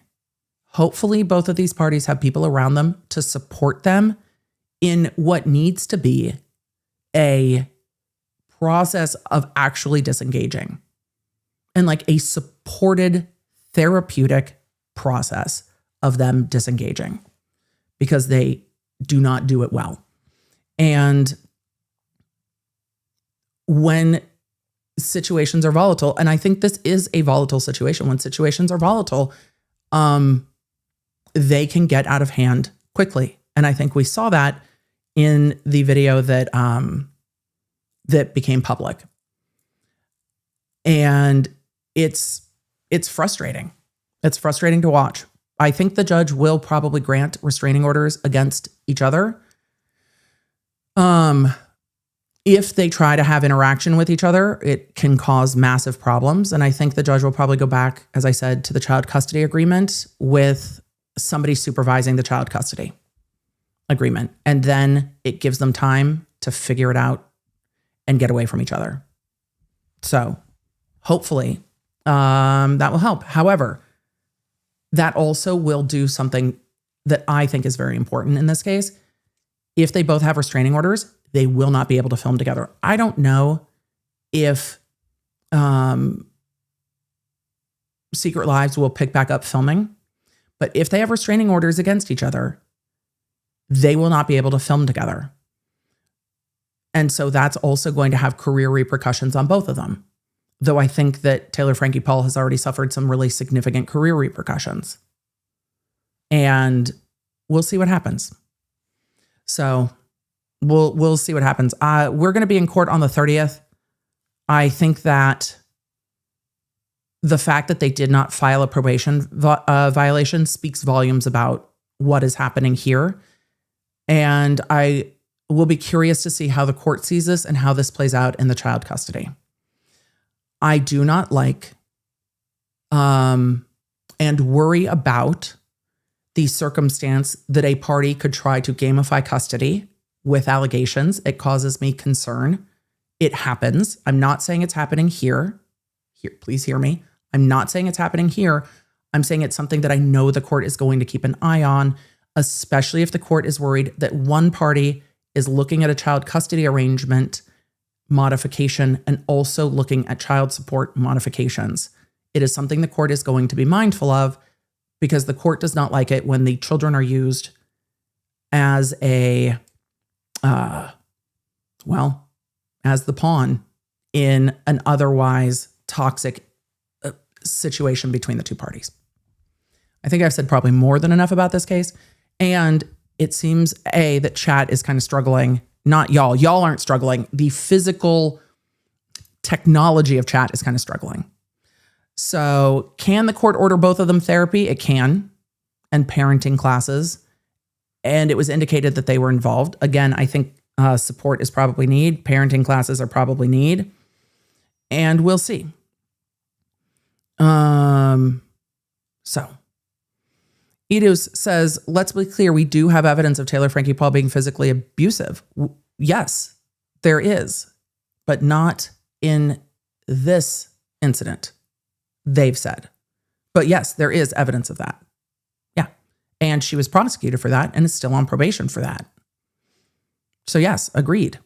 And I think that it's also important because I saw a lot of people confused about whether the charges here are stemming from the video that's been public. And I saw quite a bit of confusion about that the video that everyone has seen, a lot of people don't connect that video she was prosecuted for, but that is the older incident that she's on probation for from 2023.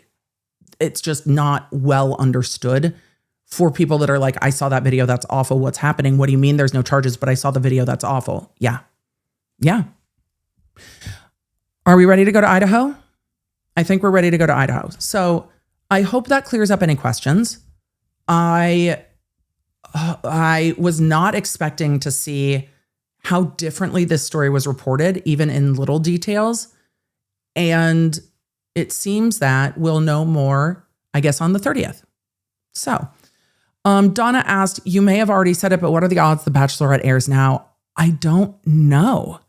The reason they stopped it, and I feel that was the reason it was leaked, is not moot. I don't disagree that the reason that it was leaked seemed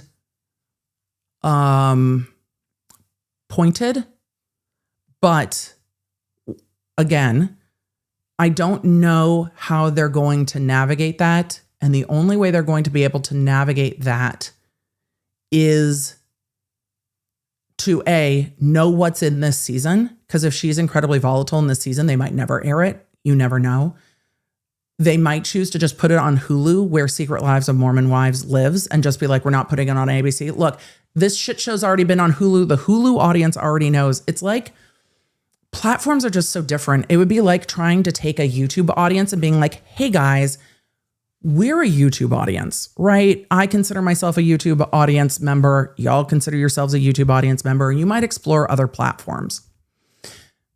But when we're talking about live streaming, what happens on YouTube versus like a Twitch or a Kick or a Rumble is incredibly different. So the audiences are different. The audience sensibilities are different. And then when you tune into YouTube versus Twitch versus Rumble versus Kick, you expect there to be different experiences. Like you're going to a platform going, oh, this is probably what I'm going to get here. I think it's the same thing between going to ABC, like terrestrial over the air, and going to Hulu. There's just a different expectation and a different audience. And I think that the audience on Hulu might be like, air The Bachelorette. Look, you knew about this incident, which is also kind of bullshit on ABC. You knew about this incident. I do not know if they saw the video or not, but the video was described in the police reports. It was described that the police watched the video. They knew that a video was out there.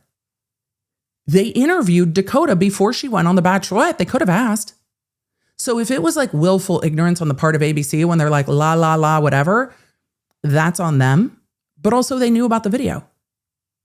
And if there's nothing new that is being charged, then if ABC knew about the video, should they air it? Should they not? Should they have never cast her? Maybe that's the real question. But maybe then they just put it on Hulu, where the Hulu audience is like, yeah, we signed up for this mess. We knew about all of this mess, and we've known about it for years. Little Queen said, do we know who leaked the video? It is my opinion, based on everything I've seen, that Dakota sold it to TMZ. TMZ asserted ownership over it. We know from Spicy Draco that means they bought the copyright. I believe, because Dakota was the copyright holder, he's the one who filmed it, that Dakota sold it to TMZ. So I would not be surprised if they air it on Hulu, because the Hulu audience is like, we're aware. An ABC television audience might be like, what the fuck? Like, what in the Jerry Springer is happening? So the Hulu audience, on the other hand, might be sitting there going, Jerry, Jerry, Jerry, right? So it just depends. I'm curious to see what ABC does. I'm curious to see what ABC does. So we'll see. But would I be surprised at this point if they air it on Hulu? No, I wouldn't be. And then they're going to get their money, which also is a huge part of all of this. But it makes me frustrated that we saw the leaked information culminating with that video getting out there, because that can't be undone. And I think they shouldn't be filming together. I have more questions about all of this, and maybe when we get more court documents, we'll see more. But I have more questions about all of this. There is a large PR play in all of this, and when I said that it seemed to me, sorry, my in-ears were doing weird things. When I said it seemed to me that these two will go out of their way to hurt one another, and I don't just mean that physically. More often than not, it's not. But we have seen that play out a number of times. Or we can just do a spin-off show and watch Whitney on Broadway with Mark Ballas. I would watch that all day long. Whitney makes it big on Broadway. I would watch that all day long. I want to see what Broadway rehearsals are like. I want to see what shoes she's wearing. I want to see if she's icing her feet at the end of the night. I want to see the vocal lessons. I want to see what the recovery looks like. I want to see her sassy chef in New York that is doing meal prep and planning for the whole family. I want to see Mark Ballas joining the cast of Chicago. I want to see all of that. Just follow Whitney around with the camera. I'm good with it. Just follow Whitney around. Because I think the internet was also kind of bullshit to Whitney. But that's just my opinion. Because Whitney was unapologetically like, yeah, I want more career opportunities. I want to do something bigger. And people are like, how dare you? And I'm like, get it, girl. Get it. She's like, I have bigger dreams and I want to follow them. Good. Don't be afraid to say them out loud. She's like, I have huge dreams. Good. Go get them. I want to watch her chase it. I want to watch her chase those dreams. So with that, we're going to go to Idaho. Rare gem. Oh, I don't disagree. Wait, where did it go? That Whitney was annoying on the first 2 seasons. I mean, she did put a pregnancy test that she had used into a cake. Yeah, there's audacity for sure. Yeah, definitely. Whitney can also be pretty messy, but the chasing her dreams, I'm interested in for sure. Are we ready to go to Idaho? Are we ready? Miguelina, do you want to let the app know that we're going to go to Idaho? Because there, I'm sure, are some of our app law nerds that are just like, I'm over reality TV. Oh, sorry. Yes. Chat's like, wait, what? Yeah, it was like a pregnancy announcement situation where she put her pregnancy test into a cake. Yeah, it was as gross to watch as you are responding to it. Yeah. Yeah. Little Queen said, you can tell that Whitney is trying to distance her. Oh yes. Whitney was like, I'm on Broadway, bitches. Bye. Moving to New York. See y'all later. She's like, I'm a New York City girl now. For sure. Let's fly to Idaho. Kay, this is the highest order of compliment. Kay said somehow reality TV is more interesting to me when EDB explains it than actually watching it. Oh yes, because we have just summarized. We have just summarized for sure. All right. The TikTok psychic has responded to some things. And so we are going to head to Idaho. Natalie, I'm with you. Natalie in the chat said, oh, don't get me started on how Whitney has been treated. Yeah, I'm with you. I mean, how dare she speak out loud that she has dreams, right? There are things she has done that are cringe for sure, but yeah, I have a lot of thoughts. I think she and her husband have worked very hard to navigate some things on reality TV that are difficult. And I think that they, just based on my outside observer situation, I think that they have tried to navigate that pretty openly and honestly and are willing to do so. It's, yeah, here for it. And I'm excited to watch her thriving. I am always much happier to cheer for people and to watch them thrive. I love seeing what she and Mark Ballas have created. I loved the dance that they didn't get to perform on Dancing with the Stars that I think they did on Call Her Daddy. Loved. So I love the creativity. I love the drive. I loved the unapologetic, you know what? We're going to keep going. I'm here for it. And I love that she talks about it. So let's go to Idaho, shall we?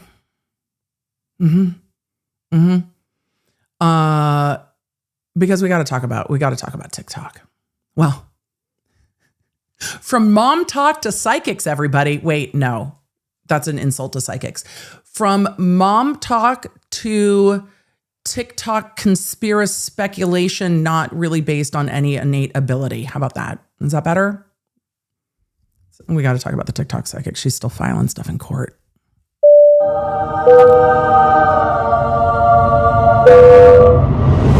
Emily, no, I know. I'm going to also pull up the docket because I'm not confident that nothing else has been filed since last night, seeing what time we are in the day. So I'm not confident that things haven't necessarily been filed. So I'm going to take a look at that real quick. We are going to talk a bit more about the TikTok psychic. Why? Because it's just never going to stop. And if the filings are not going to stop, we are going to cover them so that we can all go, ugh, what are you doing? Stop it. I also think that there are some important questions on the appeals process that you guys have asked in the comments of our other discussions about the TikTok psychic that we didn't have as full of a conversation about that we can talk about a little bit today. And then I can go figure out what is going on with my weather, the internet, and the rest of it. Last time on Days of Our Lives, the last time we checked in with the TikTok psychic, she was fighting on two fronts. One, she is fighting the $10 million judgment against her by saying that the judgment was based on fraud. She's arguing that the professor from the University of Idaho who sued her for defamation lied at trial. Remember, this was a trial over damages only. Lied at trial, presented false witnesses. She doesn't actually have damages. Nothing she said was real anyway. This was all based on fraud. And she filed notice of appeal. We've now seen that the appeal has been accepted. I'll talk to you about that in a minute. But she was also suing the IRS. The IRS was allowed to file their answer. We had seen them asking for more time, and the IRS lawyer was like, oops, we miscalendared. And the court was like, it's fine, just file it. So the answer has been filed. So now she's going through the process, suing the IRS over credits, but also she's very upset that somebody accused her of being part of like a social media scam, and she got really pissed that they would dare accuse her of something she didn't do. Funny that. It's feeling very proctory. Anyway, the professor had filed a motion requesting attorney's fees and the other post-trial motions that we would expect to see. And the TikTok psychic responded to them, but also responded to the, also filed the notices from the Ninth Circuit. We're going to look at those first, and then we will look at her response to the motions for attorney's fees. So let's take a look at what the Ninth Circuit had to say and talk about some of the realities here, because I think that because we're in a civil case, I think we're going to end up in a circumstance where the TikTok psychic is going to have to pay for the trial transcripts and perhaps a judgment bond, which will be interesting. So, the United States Court of Appeals for the Ninth Circuit scheduling order 4/20/2026. Oh, look, it's Corey Richan's birthday. 4/20/2026, the appeal transcript order is due. 5/20/2026, the appeal transcript is due. 6/29/2026, the appeal opening brief is due. 7/29/2026, the appeal answering brief is due. Now, she's going to have to pay for those transcripts. It's a civil case. She's choosing to appeal. I do not think her per self-represented fee waiver will cover all of the cost of transcripts. And I wonder what type of judgment bond will be required, if required. So I'm curious. I'm keeping an eye on those two things. I'm wondering if we will see filings where she is like, well, no, I should get a fee waiver on the transcripts for the appeal. I don't even know if that's possible. It's not something that comes up in the context of civil all that often. So Allison said, what does transcript order mean? It means she has to order the transcripts from the court reporter to be formatted for the appeal. I think she's going to have to pay for that. Those can be expensive too. What is a judgment bond? It is a bond securing a part of the judgment if you are appealing, so you don't just abscond, but we'll see. Brittany said, if she gets fee waivers, I will be so mad. She's gotten fee waivers so far for the things she's filed. I don't know if that will extend to transcripts because it's not just the court waiving it. That's actually the court then paying the court reporter, and we are in civil. So I don't think she will get a waiver for the transcripts, but we'll have to see. I think she's going to do the transcript order and be like, wait, what? So we're going to have to wait and see if she files with the court and is just like, what do you mean I have to pay for all these transcripts? We'll see. I'm curious to see what happens. With that, let's also take a look at the docketing notice because the appeal has been accepted. That doesn't mean anything other than it's been docketed. The appeal's been accepted. They have your appeal. And then they tell her to include information on it, disclosures that need to be filed. Motions filed with notice of appeal are not transferred to this court. You need to separately file on this court's docket any motion that seeks relief from this court. You must file a disclosure statement within 14 days of this notice if your case involves a corporation, association, joint venture, partnership, limited liability company, or similar entity, a bankruptcy case, criminal case with an organizational victim, or involves review of state court proceedings.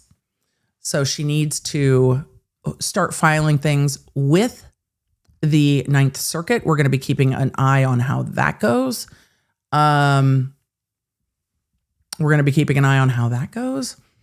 So we'll see. But in addition to her appeal being filed, she also responded to Schofield's motion for attorney's fees.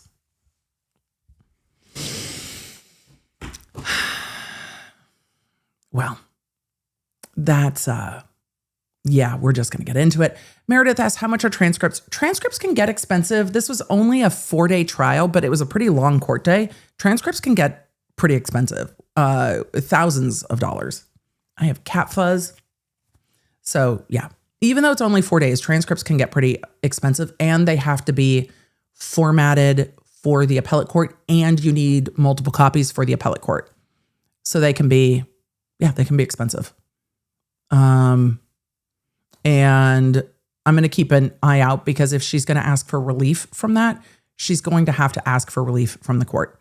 So last time we were here looking at the University of Idaho professor's request for attorney's fees, one of the things that really surprised me is how low the attorney's fees were.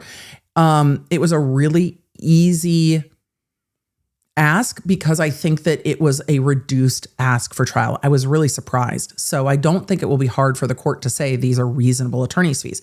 Of course, the defense has the opportunity to object, and object she did. All I'm wondering with this is, will the Salem witch trials be brought up in this opposition as well?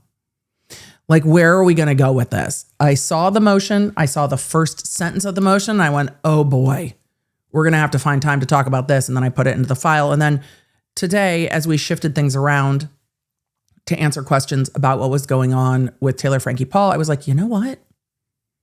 If we have time and if the internet holds on for one more day, maybe we can do this. So now we're going to do that. And now we got a bonus round of what's going on with the TikTok psychic. And then tomorrow we will get back to Massachusetts. So we got double flights today. Plaintiff's response, defendant's response to plaintiff's motion for attorney fees, and response to plaintiff's motion for costs. Court should deny plaintiff's motion for attorney's fees because it is not in the best interest of justice. Ma'am, I don't know where we're at with like best interest of justice. But I don't think this is what's meant by that argument. Her sentence goes on to say, the plaintiff acted in bad faith during trial and the litigation, and analysis of the totality of the circumstances deems a request for any amount of attorney's fees unreasonable. No, we're not. No.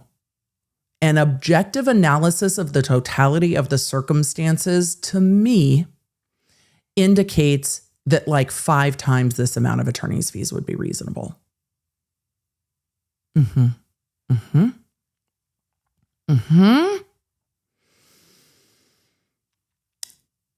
She goes on to say that the court should deny, all caps, plaintiff's motion for costs because plaintiff and her witnesses acted in bad faith and used improper tactics to win the case, i.e. perjury, period.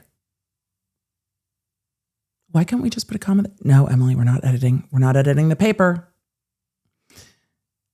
Improper tactics. Okay. She goes on to say that the Idaho Supreme Court, and she cites the case, held that attorney fees available to a prevailing party under Idaho Code 12-121 will be awarded in any case where justice so requires. If there was ever a case that was the poster for justice so requires, it would be this case, where frivolous filings not grounded in reality or law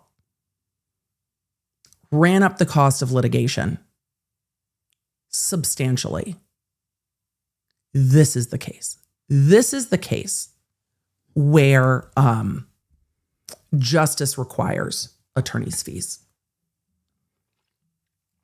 I think justice requires more, but it's actually not available in the civil system. It goes on to say, a court may deny fees if the party seeking them acted, just wait, chat, vexatiously, oppressively, or in bad faith during the litigation.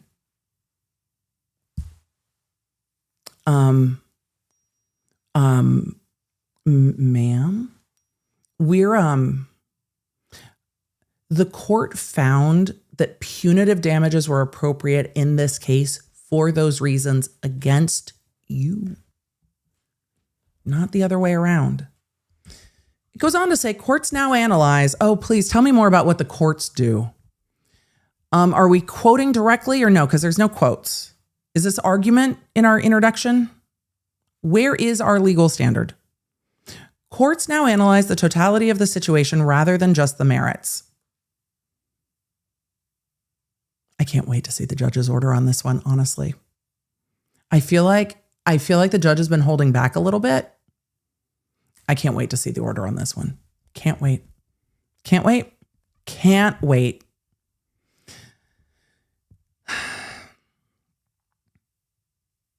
She goes on to say that even if a statute allows fees, the court has the discretion, sorry, that was me, to deny them if a party's request is unreasonable or if the litigation did not warrant such an award. She goes on to then cite the same case, kind of, saying that the case allows for more discretion in evaluating the financial position of the parties, which can lead to denials for the prevailing party if the circumstances justify it. Yeah, they don't hear. Argument. That was argument. That was supposed to be the legal standard. I guess she's saying that the legal standard is that a party acting vexatiously can be denied legal fees. I don't think we've correctly identified whom is whom. Argument. Plaintiff acted in bad faith. The TikToker goes on to say that the professor's complaint is founded upon the foundational lie that she was damaged by TikToker. She goes on to say that the truth is that TikToker did not cause the professor any damages. Beginning with docket 1, the complaint. Beginning with docket 1, the professor falsely claimed to have damages exceeding $75,000. The court has litigated this 75,000 times. The court has litigated this 75,000 times about the jurisdictional damages allegation. And in fact, the jury has now found that the damages were in the millions. So more than 75,000. So actually, the jury found that she in fact had damages exceeding $75,000. So she goes on to say that by docket 10, professor falsely claimed to have at least 1.8 million, alleging TikToker's false statements caused, I think she means cost, but caused professors promotions, leadership capabilities, and salary increases at the university to be jeopardized. Oh no, she meant caused them to be in jeopardy. Okay, fair enough.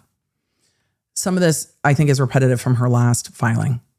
She goes on to say that by docket 103, the professor continued to lie about professional damages, filing documents of her attempt to continue. Filing documents of her attempt to continue to lie about having 10 years professional filing damages, though the expert testimony, or through the expert testimony of one of the other Rebeccas. She goes on to assert it is a fact. Okay. That the professor did not lose any job opportunities nor promotions. I do not think that is a fact, because they went to trial. She said her boss and the administration at the University of Idaho did not believe TikToker's statements about professors' involvement with a student nor the murders, and that she received satisfactory job ratings, was promoted, and received pay increases several times since the statements. That does not mean it has not damaged her career. What if she wanted to change universities to a different university? It can absolutely I'm not going to continue to litigate this. Emily, do not get pulled into the swirling tornado of bullshit. I'm not going to get pulled into the swirling tornado of bullshit. The jury has litigated this. It has been decided. Relitigating it in a motion regarding attorney's fees is not well-founded. It is. Nikki in the chat said a shitnado. It is a shitnado. It's absolutely a shitnado. And then I can find myself going, but actually, nope. We are here to present what is being said in court, in filings, and just go, no. Little Queen asked in the chat, at what point does the judge just go, fuck this? Here's the problem. The TikToker's the defendant. The TikToker has the right to respond to these motions. And the plaintiff is in a position where they need to bring these motions. The motions for attorney's fees and the motions to continue to try to collect need to continue to be brought. So they can't really stop the defendant from responding to motions against her. The defendant's allowed to do that. So it's difficult. But the court just keeps denying the motions is where it is. She goes on to say that the witnesses testified under oath at trial. She goes on to say the entire litigation was an attempt for the professor to use the court to gain damages that do not exist. Disagree. They wanted you to stop saying shit. And you refused to participate in settlement conferences wherein they would have said, do you agree to stop saying shit? We will stop suing you. Just stop saying shit and retract your statements and take them down. Apologize and keep the professor's name out of your mouth going forward. And then we will be done. It's amazing how difficult that is for people when they settle something and then they continue to talk about the person. We've seen this in defamation case after defamation case, where there was a settlement. There was an injunction in the Cardi B case. There was a jury verdict. There was a settlement to reduce the verdict for payment. And there was an injunction as part of that. And still it goes on. There's still filings going on with regard to Cardi B's defamation case in the bankruptcy case of the person that she sued. Because you can still get your damages in bankruptcy, so now it's being litigated in bankruptcy. If we need to circle back to that, let me know. It's been a minute. It's been years since we've talked about it. But they are still litigating it inside of the bankruptcy court.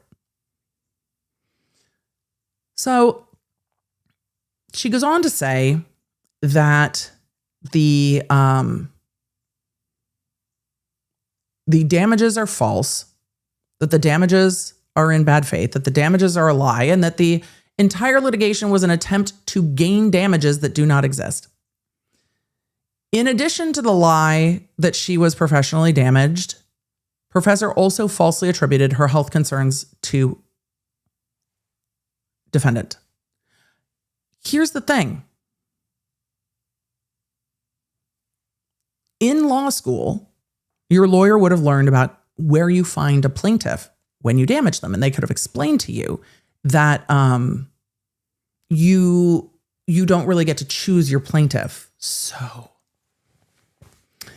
that ask your lawyer on that one. This is a whole discussion during 1L that in fact you don't get to pick your plaintiff, and if you make things worse, it's not your fault that the plaintiff has an underlying condition. You've made it worse. It's like if you crash a car into a house and the house falls down and you're like, but the foundation was weak. You crashed a car into it. We're not mitigating the damage. So they go on to then talk exactly the same talking points from the last motion, that Schofield falsely attributed her alleged nerve damage to the TikTok videos, and then talks about it actually being a health concern. This is exactly what we saw in the last motion. She goes on to say that the professor intentionally withheld the vital information as evidence to support her lie that she received nerve damage from a TikTok video instead of her health condition of high blood sugar and diabetes, in which nerve damage is a symptom of. That sentence is just like, what in the world is happening? But also, if someone has a health condition that is aggravated by the stress that is caused, that is a valid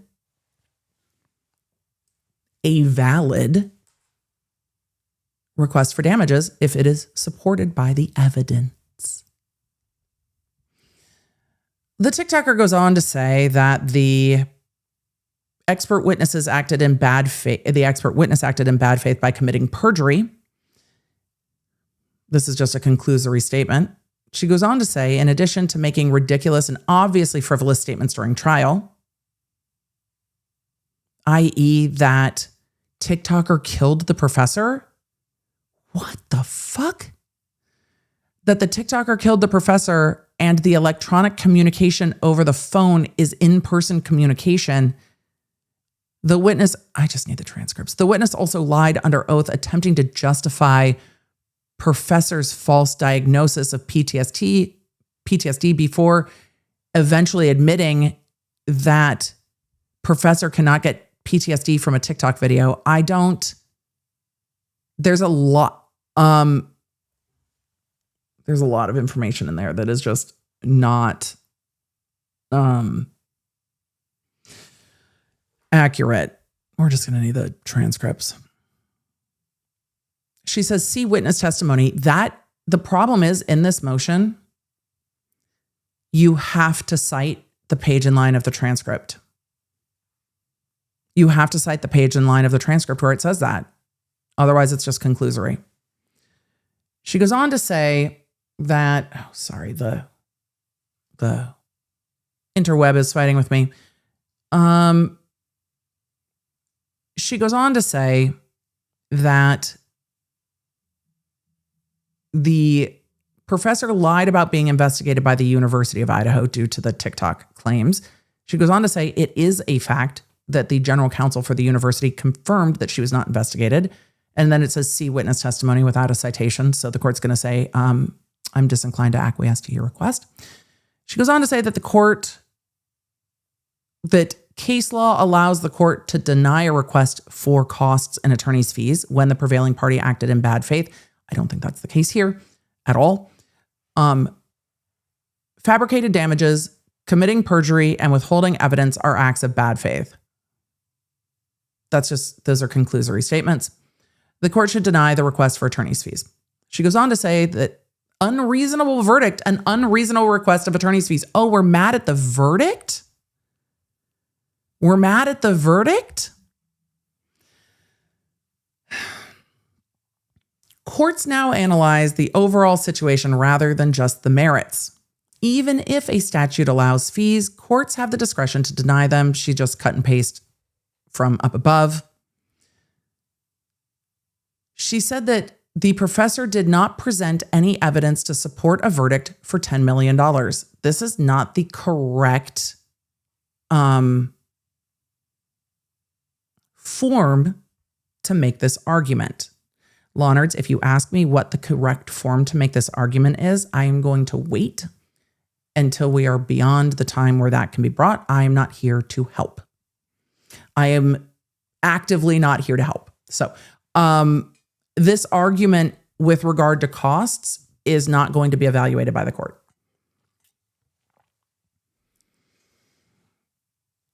She said that the jury did present evidence of jury bias, see docket 145, which also includes a letter from juror number 5 indicating that a large verdict in favor of the plaintiff was already decided before the TikToker had an opportunity to be heard. What? What letter? What letter from a juror? Yeah, the TikToker can absolutely ask her lawyer. What letter? What letter? Hold on. Where's docket 145? Do we have docket 145? I think we do have docket 145. Maybe we don't have docket 145. We need to go get docket 145. What letter? Hold on, chat. This is why I pull up the dockets when we start reading. Damn it, it's sealed. Oh, whatever docket 145 is, docket 145 is sealed. Docket 145 says sealed jury notes. I bet she's complaining about juror number 13 again, but it's sealed.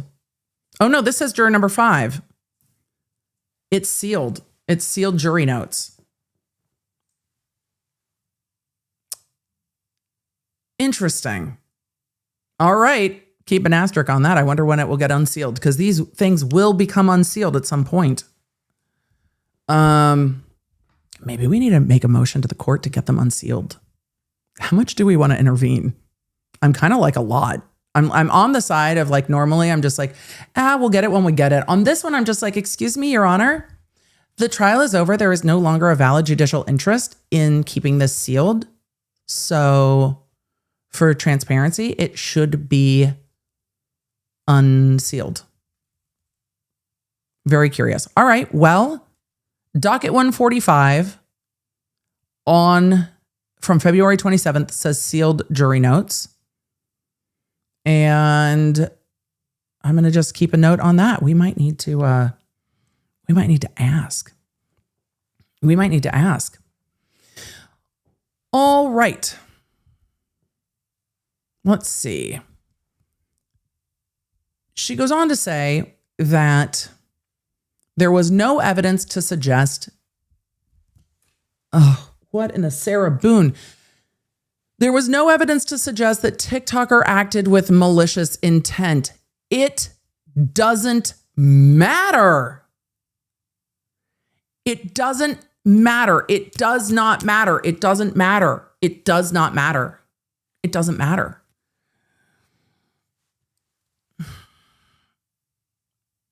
Defamation was already found.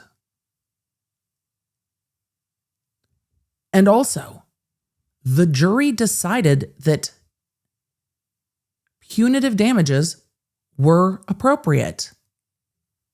So the jury did find that there was fuckery, hence punitive damages. She goes on to say that the professor provided evidence TikToker.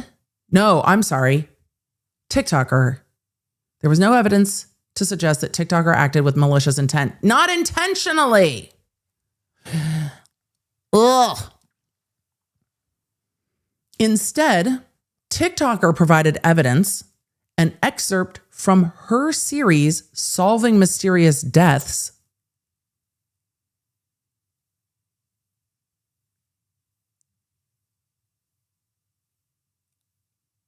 Is this a series of TikTok videos? It's not your internet, it's me. I'm buffering. TikToker presented evidence, an excerpt from her series, Solving Mysterious Deaths, which entailed her purpose for using her esoteric knowledge and abilities to solve cases. Her tip to the FBI tip line, her numerous attempts to get evidence to support her statements, and evidence that some of her statements aligned with the evidence in public record.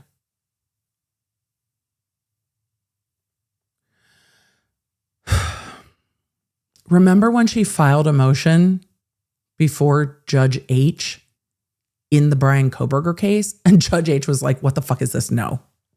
I mean, I'm summarizing, but you have to have the evidence at the time you make the statements. Oh my God.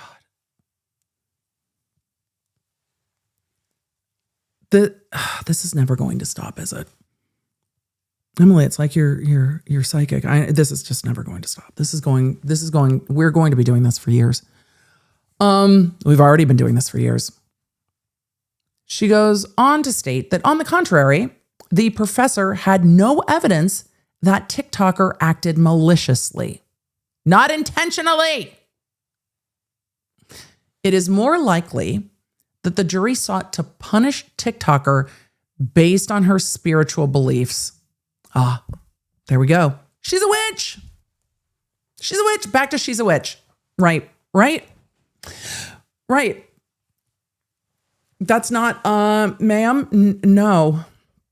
I don't think that's what happened here. She goes on to say that the attorney asked for that in closing arguments. I'm just going to need transcripts. She goes on to say, not to mention.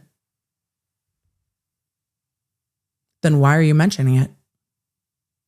Why are you mentioning the not to mention? Why are we mentioning it? Why are we mentioning it? She goes on to say, not to mention, juror number 13 admitted that she is a biased Catholic. Oh boy. She's just not going to stop. And she sees TikToker as a practitioner of witchcraft.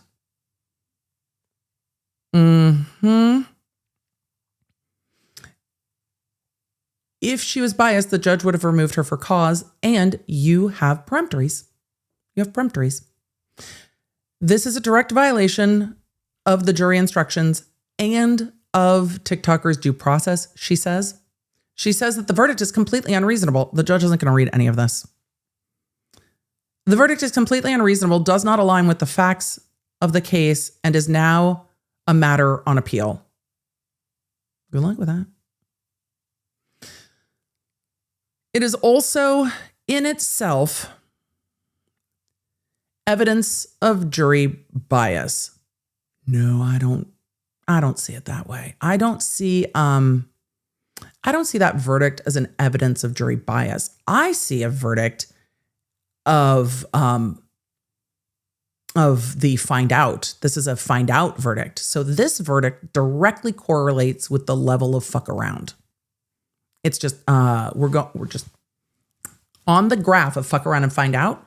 The more one fucks around, the more one needs to find out. And so the jury looked at the fuck around and find out graph and went, oh, this is a high level of fuck around. That equates to a very high level of find out. And then they added some of what the audacity to the fuck around equation. I think the fuck around equation was modified by the level of audacity. And so they took the level of fuck around, they added the level of audacity, then they projected the whether or not this shit would actually stop. And then they went up onto the find out. They decided that the level of find out to make the fucking around stop was very high. So you have the fuck around plus the audacity equals large levels of find out. We are now here. So this is, this is aligned. I think this is aligned for me. That's my opinion. I agree with the jury verdict.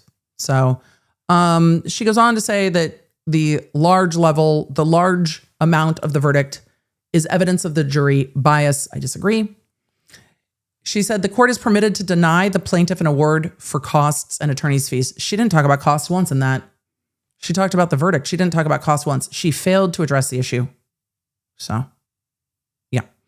Final Angie said, I just heard the weatherman talking about a bad storm. Look, Final Angie, and I said this yesterday too, if Ryan Hall, y'all, is live and he is talking about where you live, go do that. This will be up on replay.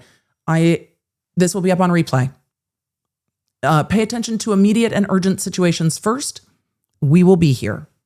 If Ryan Hall or Max Velocity, if they are live talking about where you live, do that first. Come back here. Emily, you're a YouTuber. You're not supposed to tell people to go away to other YouTubes. I get to do what I want. And if the weather where you are requires your immediate attention, it's fine. We're going to be here. I love this. I love that you guys are coming up with the fuck around, find out equations. The audacity is added. It could be a multiplier. I am not a math person. You guys can decide what the equation looks like. Whatever the equation looks like to multiply the fuck around by the audacity, just whatever that equation looks like, y'all can make the equation. That is not my wheelhouse. I defer to you. But I do appreciate when you see this argument of bias. I feel like the definition of bias in 2026 is starting to go something like this. I don't agree with what you're saying. You're biased. It is just, this isn't it. This isn't it. You disagree with the jury. Fine. That doesn't mean the jury was biased. It doesn't. We can see examples of bias. And when we see them, we're like, oh, that behavior. But also, this isn't it. This isn't it. You just disagree, so you're going to allege that the jury was biased. The jury saw the evidence and didn't like what you did. An award for attorney's fees would be a miscarriage of justice. That's a bold header. Also, in the cost section, she didn't want to talk about costs, so denied. She goes on to say that the Idaho Supreme Court allows for more discretion in evaluating the financial positions of parties, which can lead to denials for the prevailing party. She put prevailing in quotes, if the circumstances justify it. Did that come directly from like ChatGPT or what? No, yes. She goes on to say that TikToker is a disabled combat veteran. She testified that her income is primarily compensation. I misread that. That her income is primarily compensation from the VA. She minimized costs by representing herself. On the other hand, Professor had the financial support of donations from strangers to the amount of $22,000. That doesn't even begin to scratch the surface of the fuckery here.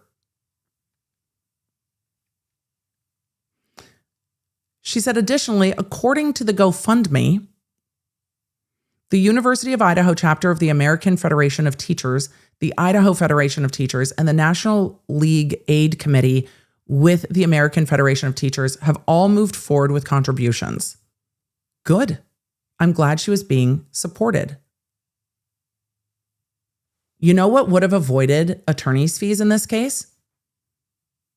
Stopping. Get a cease and desist. You have the ability, no, maybe not the ability. You have the option to choose to cease and desist. You can cease and desist. Yeah, they asked you to stop. If you would stop, we wouldn't be here. This was a choice. You chose to go forward. You chose not to stop. You could have. This went forward based on your choices. So no. And that's not true in all litigation. There's some litigation we look at and we're like, what the fuck? This is not that litigation. CEG, the Afro Man case. Yeah, see that. Go see that defamation case. That defamation case, again, Afro Man had choices to make music, but choosing to sue him was a choice. And I don't think he really had a choice to settle. I think that had to go to trial. For sure, had to go to trial. This is different than that.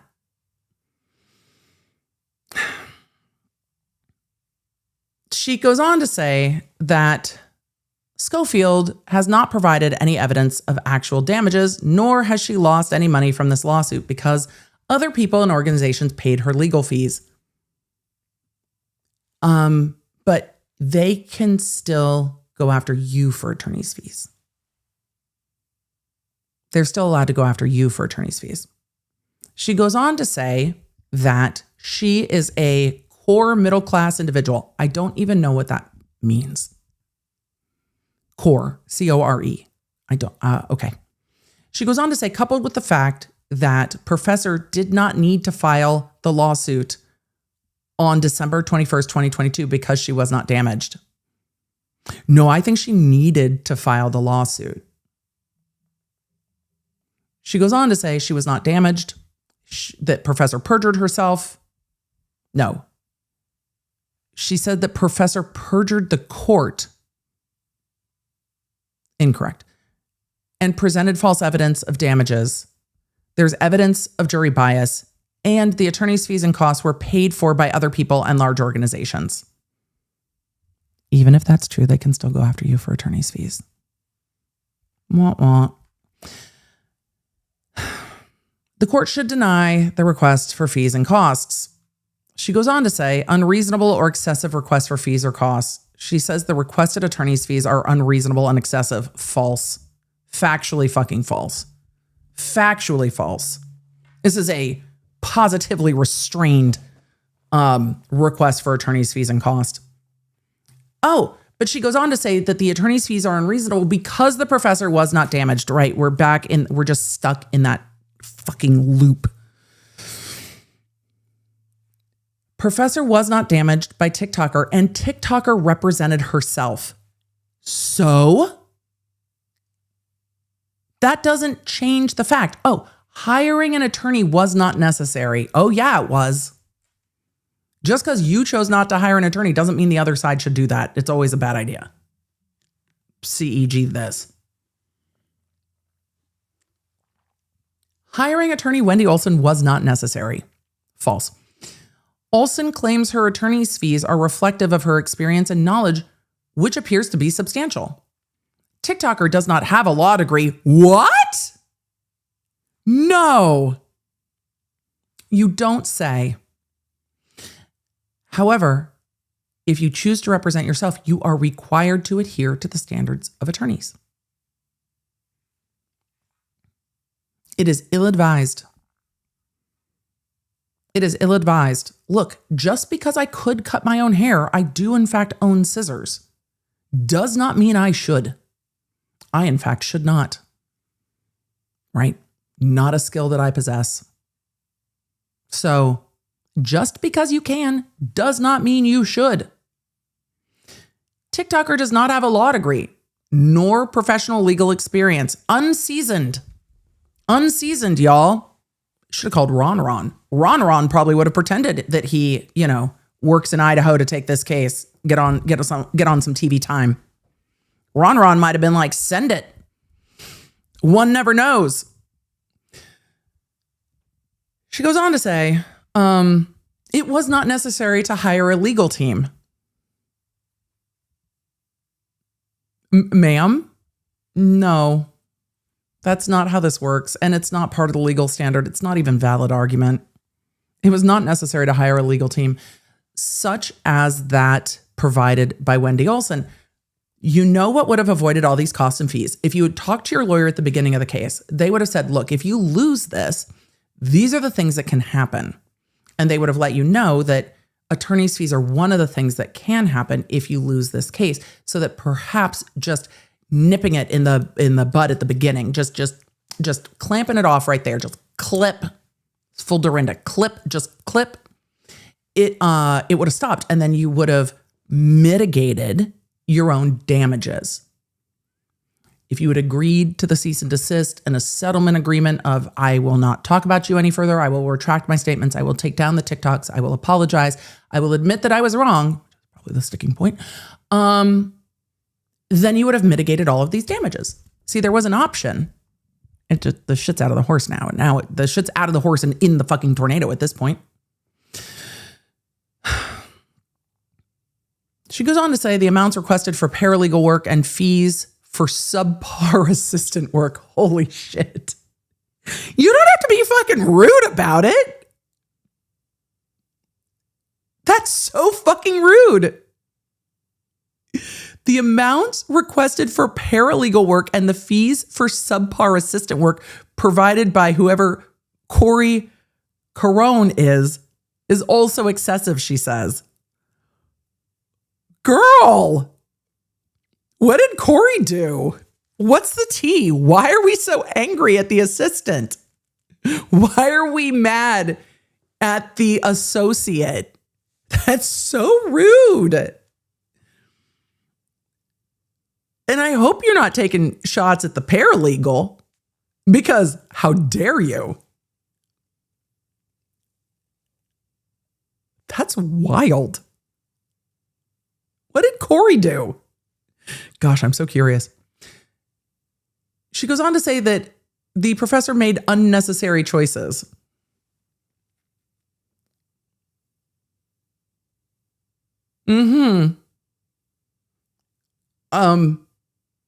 Bold, but incorrect. Incorrect. It is not reasonable to then seek TikToker to pay for those unnecessary choices. Oh, that's exactly how this works. See, you chose to refuse to engage in mediation agreements, to refuse to agree in settlement agreements. You refuse to have conversations to end this case in advance. The choices made by the professor in this case, and there are definitely times where I will look at a case and be like, what are y'all doing? And I will call that out.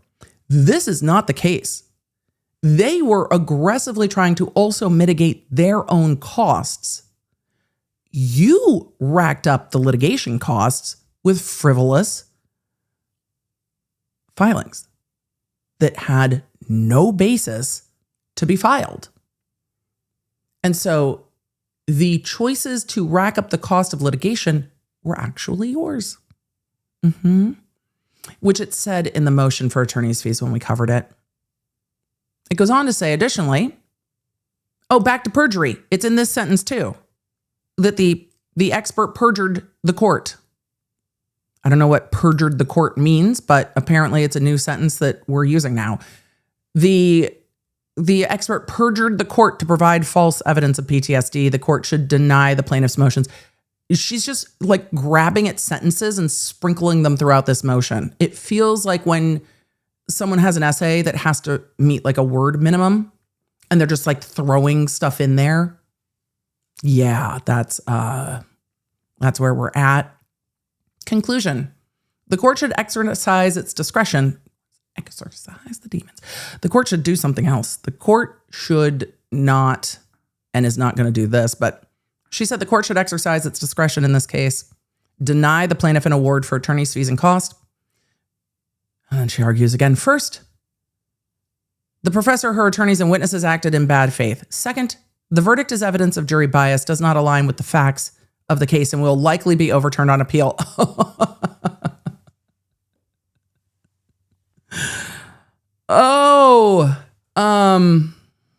Emotional damage. No, I don't see this verdict. Well, we don't have the transcripts. Is there always a possibility that a large award could get reduced on appeal? Possibility. Without having watched the trial and without having seen the transcripts, the number of the verdict alone is not going to cause it to be overturned. This is not that big of a verdict that a court is going to find that it is so far outside the realm of possibility. Miss Casey Miller said, Emily, where's the emotional damage soundbite from? Stephen He. He is a creator on this platform. It comes from one of his skits. I'm sure his videos are all over other platforms, but it's from Stephen He. He's a funny dude. I like Stephen He quite a bit. So what else? She thinks she's going to win her appeal. Good. Third, based on the totality of the circumstances, an award for attorney's fees and cost is not in the best interest of justice. I do not agree. All right. Well, the TikToker has found new ways to redefine doubling down and continues to do so with a acute lack of awareness, self-awareness, perception of at least this dimension of reality and what is going to happen. It will be interesting to see when she goes to try to get the transcripts that she has to get to the Court of Appeals what happens. Because let's see. What date is that due? She has to make that request by April 20th. What day is it? Where are we at? We're at the 15th. How long until we see a filing in the court asking for relief regarding the transcripts? On the 20th, then? So I guess we'll be back on the 20th taking a look at when she tries to order the transcripts and learns that there is a cost to that. We'll probably see some more filings then. I imagine that we will see a reply from the professor. Again, I do not know how these attorneys are still responding without saying, Your Honor, for real. Clearly, this is all bullshit. Also, no. Because the attorneys have continued to respond, in my opinion, in good faith, to respond recognizing that this is a federal court of law and with the law. They have continued to respond to vindictive argument with a leveled approach, a groundedness in the law, and occasionally some shade, which is appropriate. But it is now post-litigation. They have had a massive win, and the TikToker has shown that this is going to continue to be a fight. And that is one of the things that is so frustrating about defamation cases, is that winning in court is just the first part of it. What happens next is a longer part of it. And a lot of you are asking, when does this become criminal? This is a civil case. There are outside hypothetical possibilities.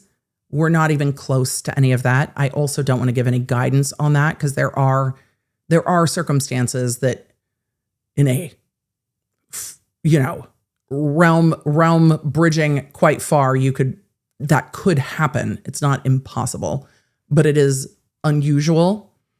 It can happen. But when somebody perceives that they don't have anything to lose in civil court, it is very hard to make them stop. And that is one of the things that this case is frustrating about, or that this case is frustrating watching. I mentioned the Cardi B case. That went to trial years ago, and they are still in post-trial litigation fighting about a jury award. And the award in that case was like $4 million.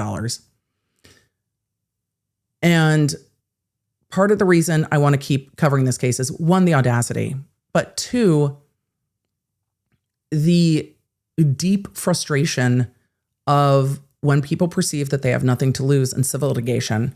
They're just like, fuck, I don't care, send it. I don't care. What are you going to do? And that's very hard, I know, for a lot of you to wrap your head around, because it's hard for me too. When we were watching the Corey Richins case, a lot of you were like, how is she even sleeping at night with this amount of debt? It's kind of same here. You have a $10 million verdict out against you, and she's like, I don't give a fuck. Like, what do you do? Come at me, bro. What are you going to do? And there are individuals that try to make themselves judgment proof, but it will catch up with people eventually. And a $10 million judgment on defamation is not just going to go away. And I think that the lawyers in this are probably invested enough that they're going to be like, no, we're with you. Like, we've got your back. And they're going to look at the professor and be like, we've got your back. And if we need to keep fighting this, we'll keep fighting this. And if she tries to make money on social media, then we will try to garnish directly to the social media platforms. And if she has money coming in other ways that we can garnish, we'll try to garnish that. And they will do what they can. But it will definitely impact what the TikToker can do in the future, because now it's always going to be trying to hide the money. Nikki Crayon said Cardi and Tasha K settled for $1.2 million after the fact. Well, they're still fighting about that, though. They did settle. And this judgment could settle. The TikToker is not going to settle anything. This judgment could settle for less. Depp and Heard settled. You can settle after a verdict. The TikToker is not going to do that. But Cardi B is still fighting that in the bankruptcy court, and just was recently filing in the bankruptcy court that the settlement agreement has been violated. So that's still going on too, years and years and years ago. But again, it's going to be interesting to see how this moves forward legally. It's going to be incredibly frustrating for the professor. But her legal team has her back. I think that the headlines on this case hopefully restore some level of, I did not do what this person accused me of. It's not going to undo the harm that this caused. And maybe it's a signal to others on the internet, or maybe on the others on the internet are just like, oh, okay, got it. Don't have any assets. Cool. Do whatever you want. Which is, I hope, not the takeaway. But any settlement of a judgment is going to come with a restraining order, with an injunction to stop making these allegations. It would be in the best interest of the TikToker to settle this verdict down to a lower amount, agree to terms of an injunction, and move on and do other things, and then never do this again. I do not think that that's going to happen if the TikToker sincerely believes the thing that she's putting in her filings, which do not comport with how we have seen things play out. And when somebody believes, even improperly, that they can just keep going, well, they're going to keep going. I think that this is not going to go away quickly. I'm very curious to see what happens at the Ninth Circuit, or whether she abandons her appeal.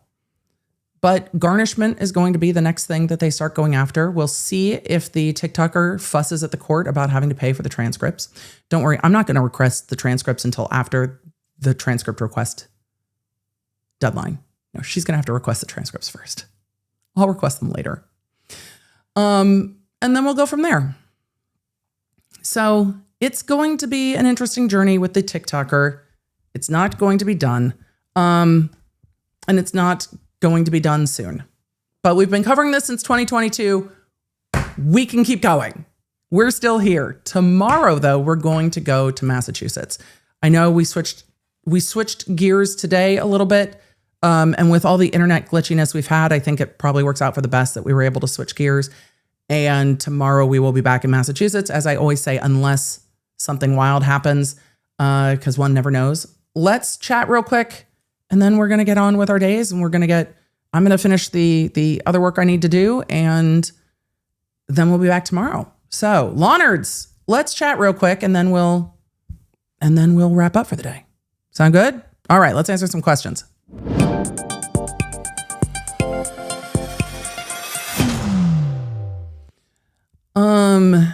Anna asked, do you know how much it will cost roughly? If we're talking about the transcripts, it can be a couple $1,000s and up, but I'm not sure exactly how much this reporter will cost for the transcripts. So I'm not sure how much it will cost, but we'll wait and see.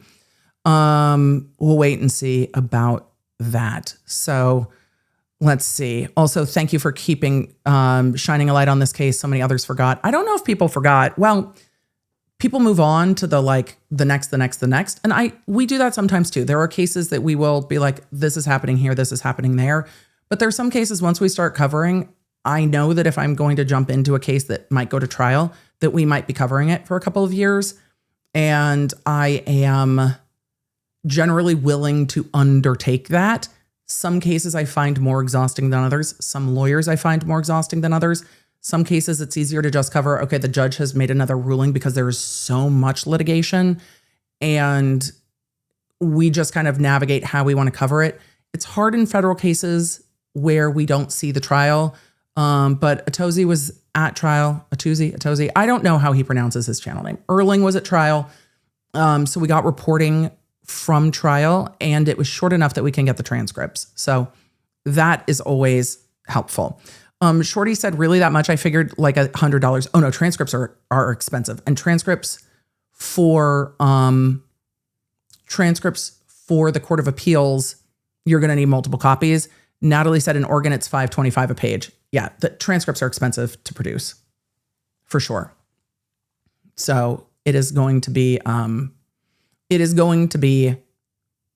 costly. And then we'll see what happens from there. So we will continue to see. I'm going to answer a few more questions. Amanda said, thank you for the app notification telling us we switched topics. I was not interested in the first topic at all. Amanda, absolutely why we send the app notification. I generally try to keep streams to one topic so people can know if they're in or out. But if we are switching topics, I will always let you know so you don't miss the things you want to see, which is what I love about the Law Nerd app and exactly why we made it. It is my belief that it is more enjoyable for us when we opt into the things we want to chat about and opt out of the things we don't want to chat about, because we can. Every now and then I will post something on not this platform and somebody will like wander on by into the comments and be like, who cares? And I'm like, well, obviously not you, but the rest of us are just having a chat. Like, why are you coming by yelling, who cares? Just, your mods will help find the exit for you. And you can just, 2 exits side. You can just exit because we're having a conversation. So thanks.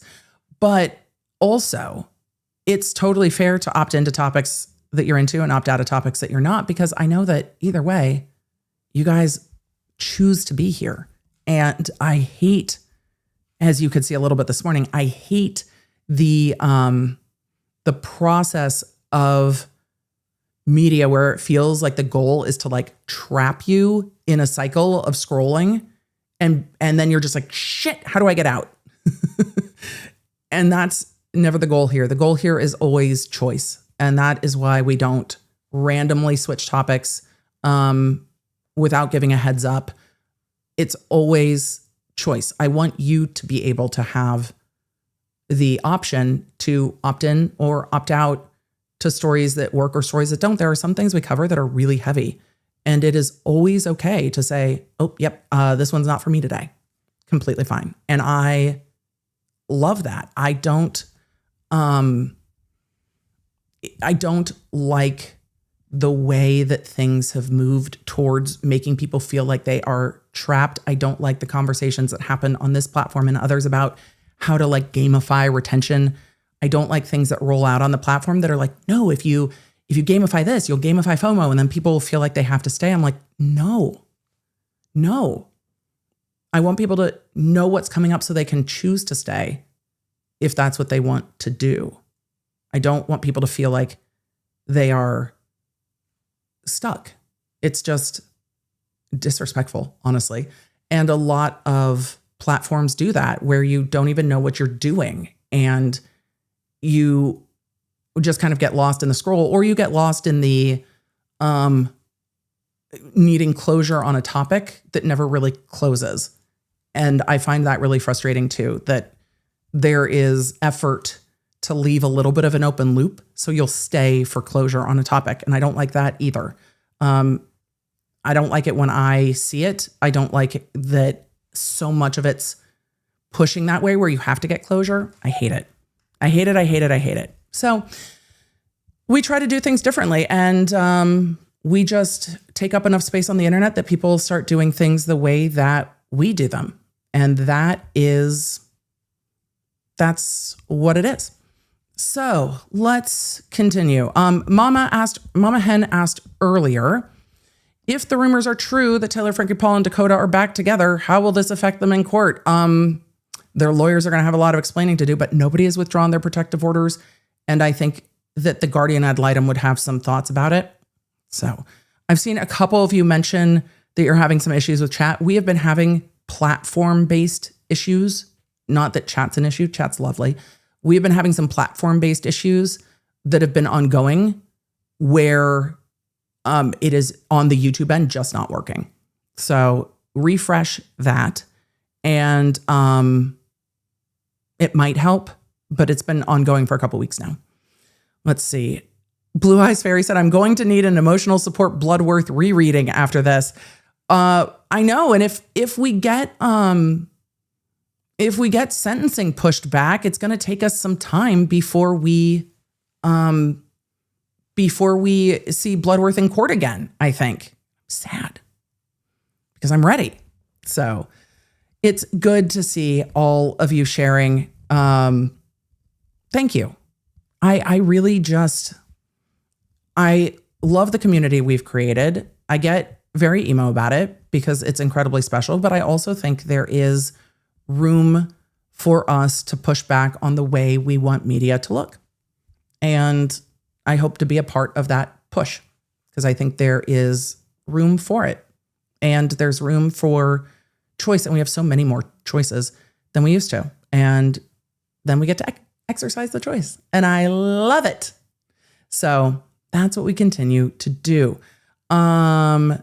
Chronic shock, I'm so sorry. Paw nerds are hard when they are unwell. It is a unique type of stress. Julia or Julia Ann, I think, don't ever color your hair again. I'm loving you rocking the gray. I love the gray, and I am going to continue to probably purple in the ends and let the gray be its spicy self because I absolutely love it. The last time the grays got covered was an accident. It was supposed to be, it did not go as we all intended it to go. So these things happen, but it is a thing. Carrie said, my 2 middle schoolers got selected to be part of the Impact Band at DCI World Championship Finals in Indianapolis in August. See you there. Carrie, I will see you there. That's so exciting. Congratulations. Love it. If you have not been to DCI Finals, I have been once. Just know that this is my advice after being once. If you've never been to DCI Finals before, you are going to need to bring a sweatshirt. I was so unprepared because Indianapolis in August, I was so unprepared for how cold it got inside of Lucas Oil. I was not ready. Bring a sweatshirt, like a hoodie. We ended up, our seats were kind of under the AC, and Lucas Oil is only about half full. And we were sitting near the AC. We were frozen. We were so cold. Had to go buy a sweatshirt. I did not pack a sweatshirt, and it was so cold inside of Lucas Oil. But it felt lovely with how warm it was outside. But yeah, bring a sweatshirt for inside Lucas Oil. I did not realize how necessary that was. Very necessary. Probably an umbrella too if you're going to be walking back and forth. If you did not already book hotels, book them now. They book up. People start booking hotels in August for the following year because they're like, oh, I know I'm going to be here. So all of those things. Let's see. 4th motion for the Charlie Adelson trial coverage. I know we've needed to circle back around. It is on my docket. Other things just keep happening, but it is on my docket. I think we will make sure that is part of our summer docket. Hopefully some of the other things we're covering slow down a little bit. I feel like after, I didn't really intend to jump in to Afroman. And then I was like, no, we're here. I'm curious. Let's see what happens. Same with Banfield. It was like, okay, we can get caught up. So we ended up doing 3 trials in pretty quick succession.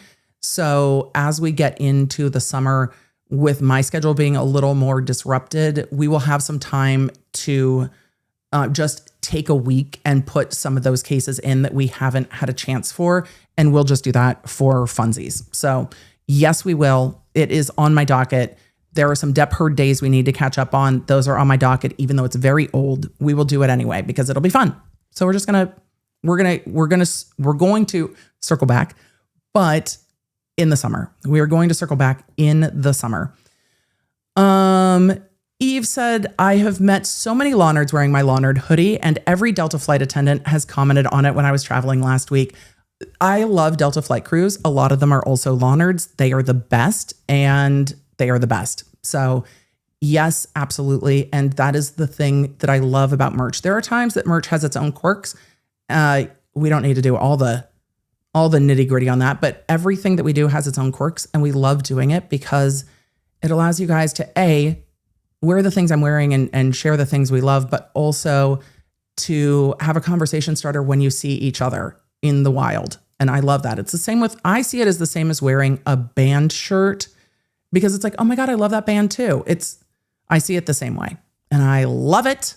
I love it. I love it. I love it. Chloe said there's Depp Heard updates. No, there were days I missed because I was traveling, and we're going to go back and cover those days of trial that I missed because people still go through the playlist and are like, where is this day? And I'm like, I was traveling. And then the trial kind of ran away, and then we didn't get back to it. So it's just days that we've missed, and we're going to go back and fill in the gaps, which is going to be hard in hindsight, but we'll do it. And then we'll have those on the playlist. So it will finally be a complete playlist. And then we can do a super cut of that trial, which is what I've been wanting to do. We just haven't had time to go back and fill in the witnesses that I didn't have a chance to watch. Cause it was just, there's stuff missing because I was traveling, and I was traveling so early in the trial that I was just like, no, no. So with that, law nerds, thank you for being here. Thank you for being law nerds. Thank you for dealing with the turbulence today. I'm just going to blame the weather. Thank you for dealing with the turbulence today. We should be back in Massachusetts tomorrow. So let me know in the chat as you are leaving what you are working on for the rest of the day. And we will check back in tomorrow, probably in Massachusetts. That's my goal. So I will see you in Massachusetts tomorrow. We'll fly there. Thank you for being here. Thank you for being a law nerd. Thank you to the flight crew. Thank you, mods. And thank you, Team Baker. We will see you guys tomorrow. Take care of yourselves. Take care of each other. Oh, and don't forget to get the Law Nerd app so that, when you're like, hey, what topic are we on? We can just let you know. It is the best way for free to support what we do here is getting the Lawnerd app. It makes us undeniable. You guys are the best. Bye. Thank you for joining me. Make sure you don't miss a live stream or any of the updates on the cases that you care about most with the Lawnerd app at lawnerdapp.com. It's a free download on iOS and Android, so I can keep you in the loop. Because you never know when something's going to pop off. Thanks for being here, and thanks for being a Lawnerd.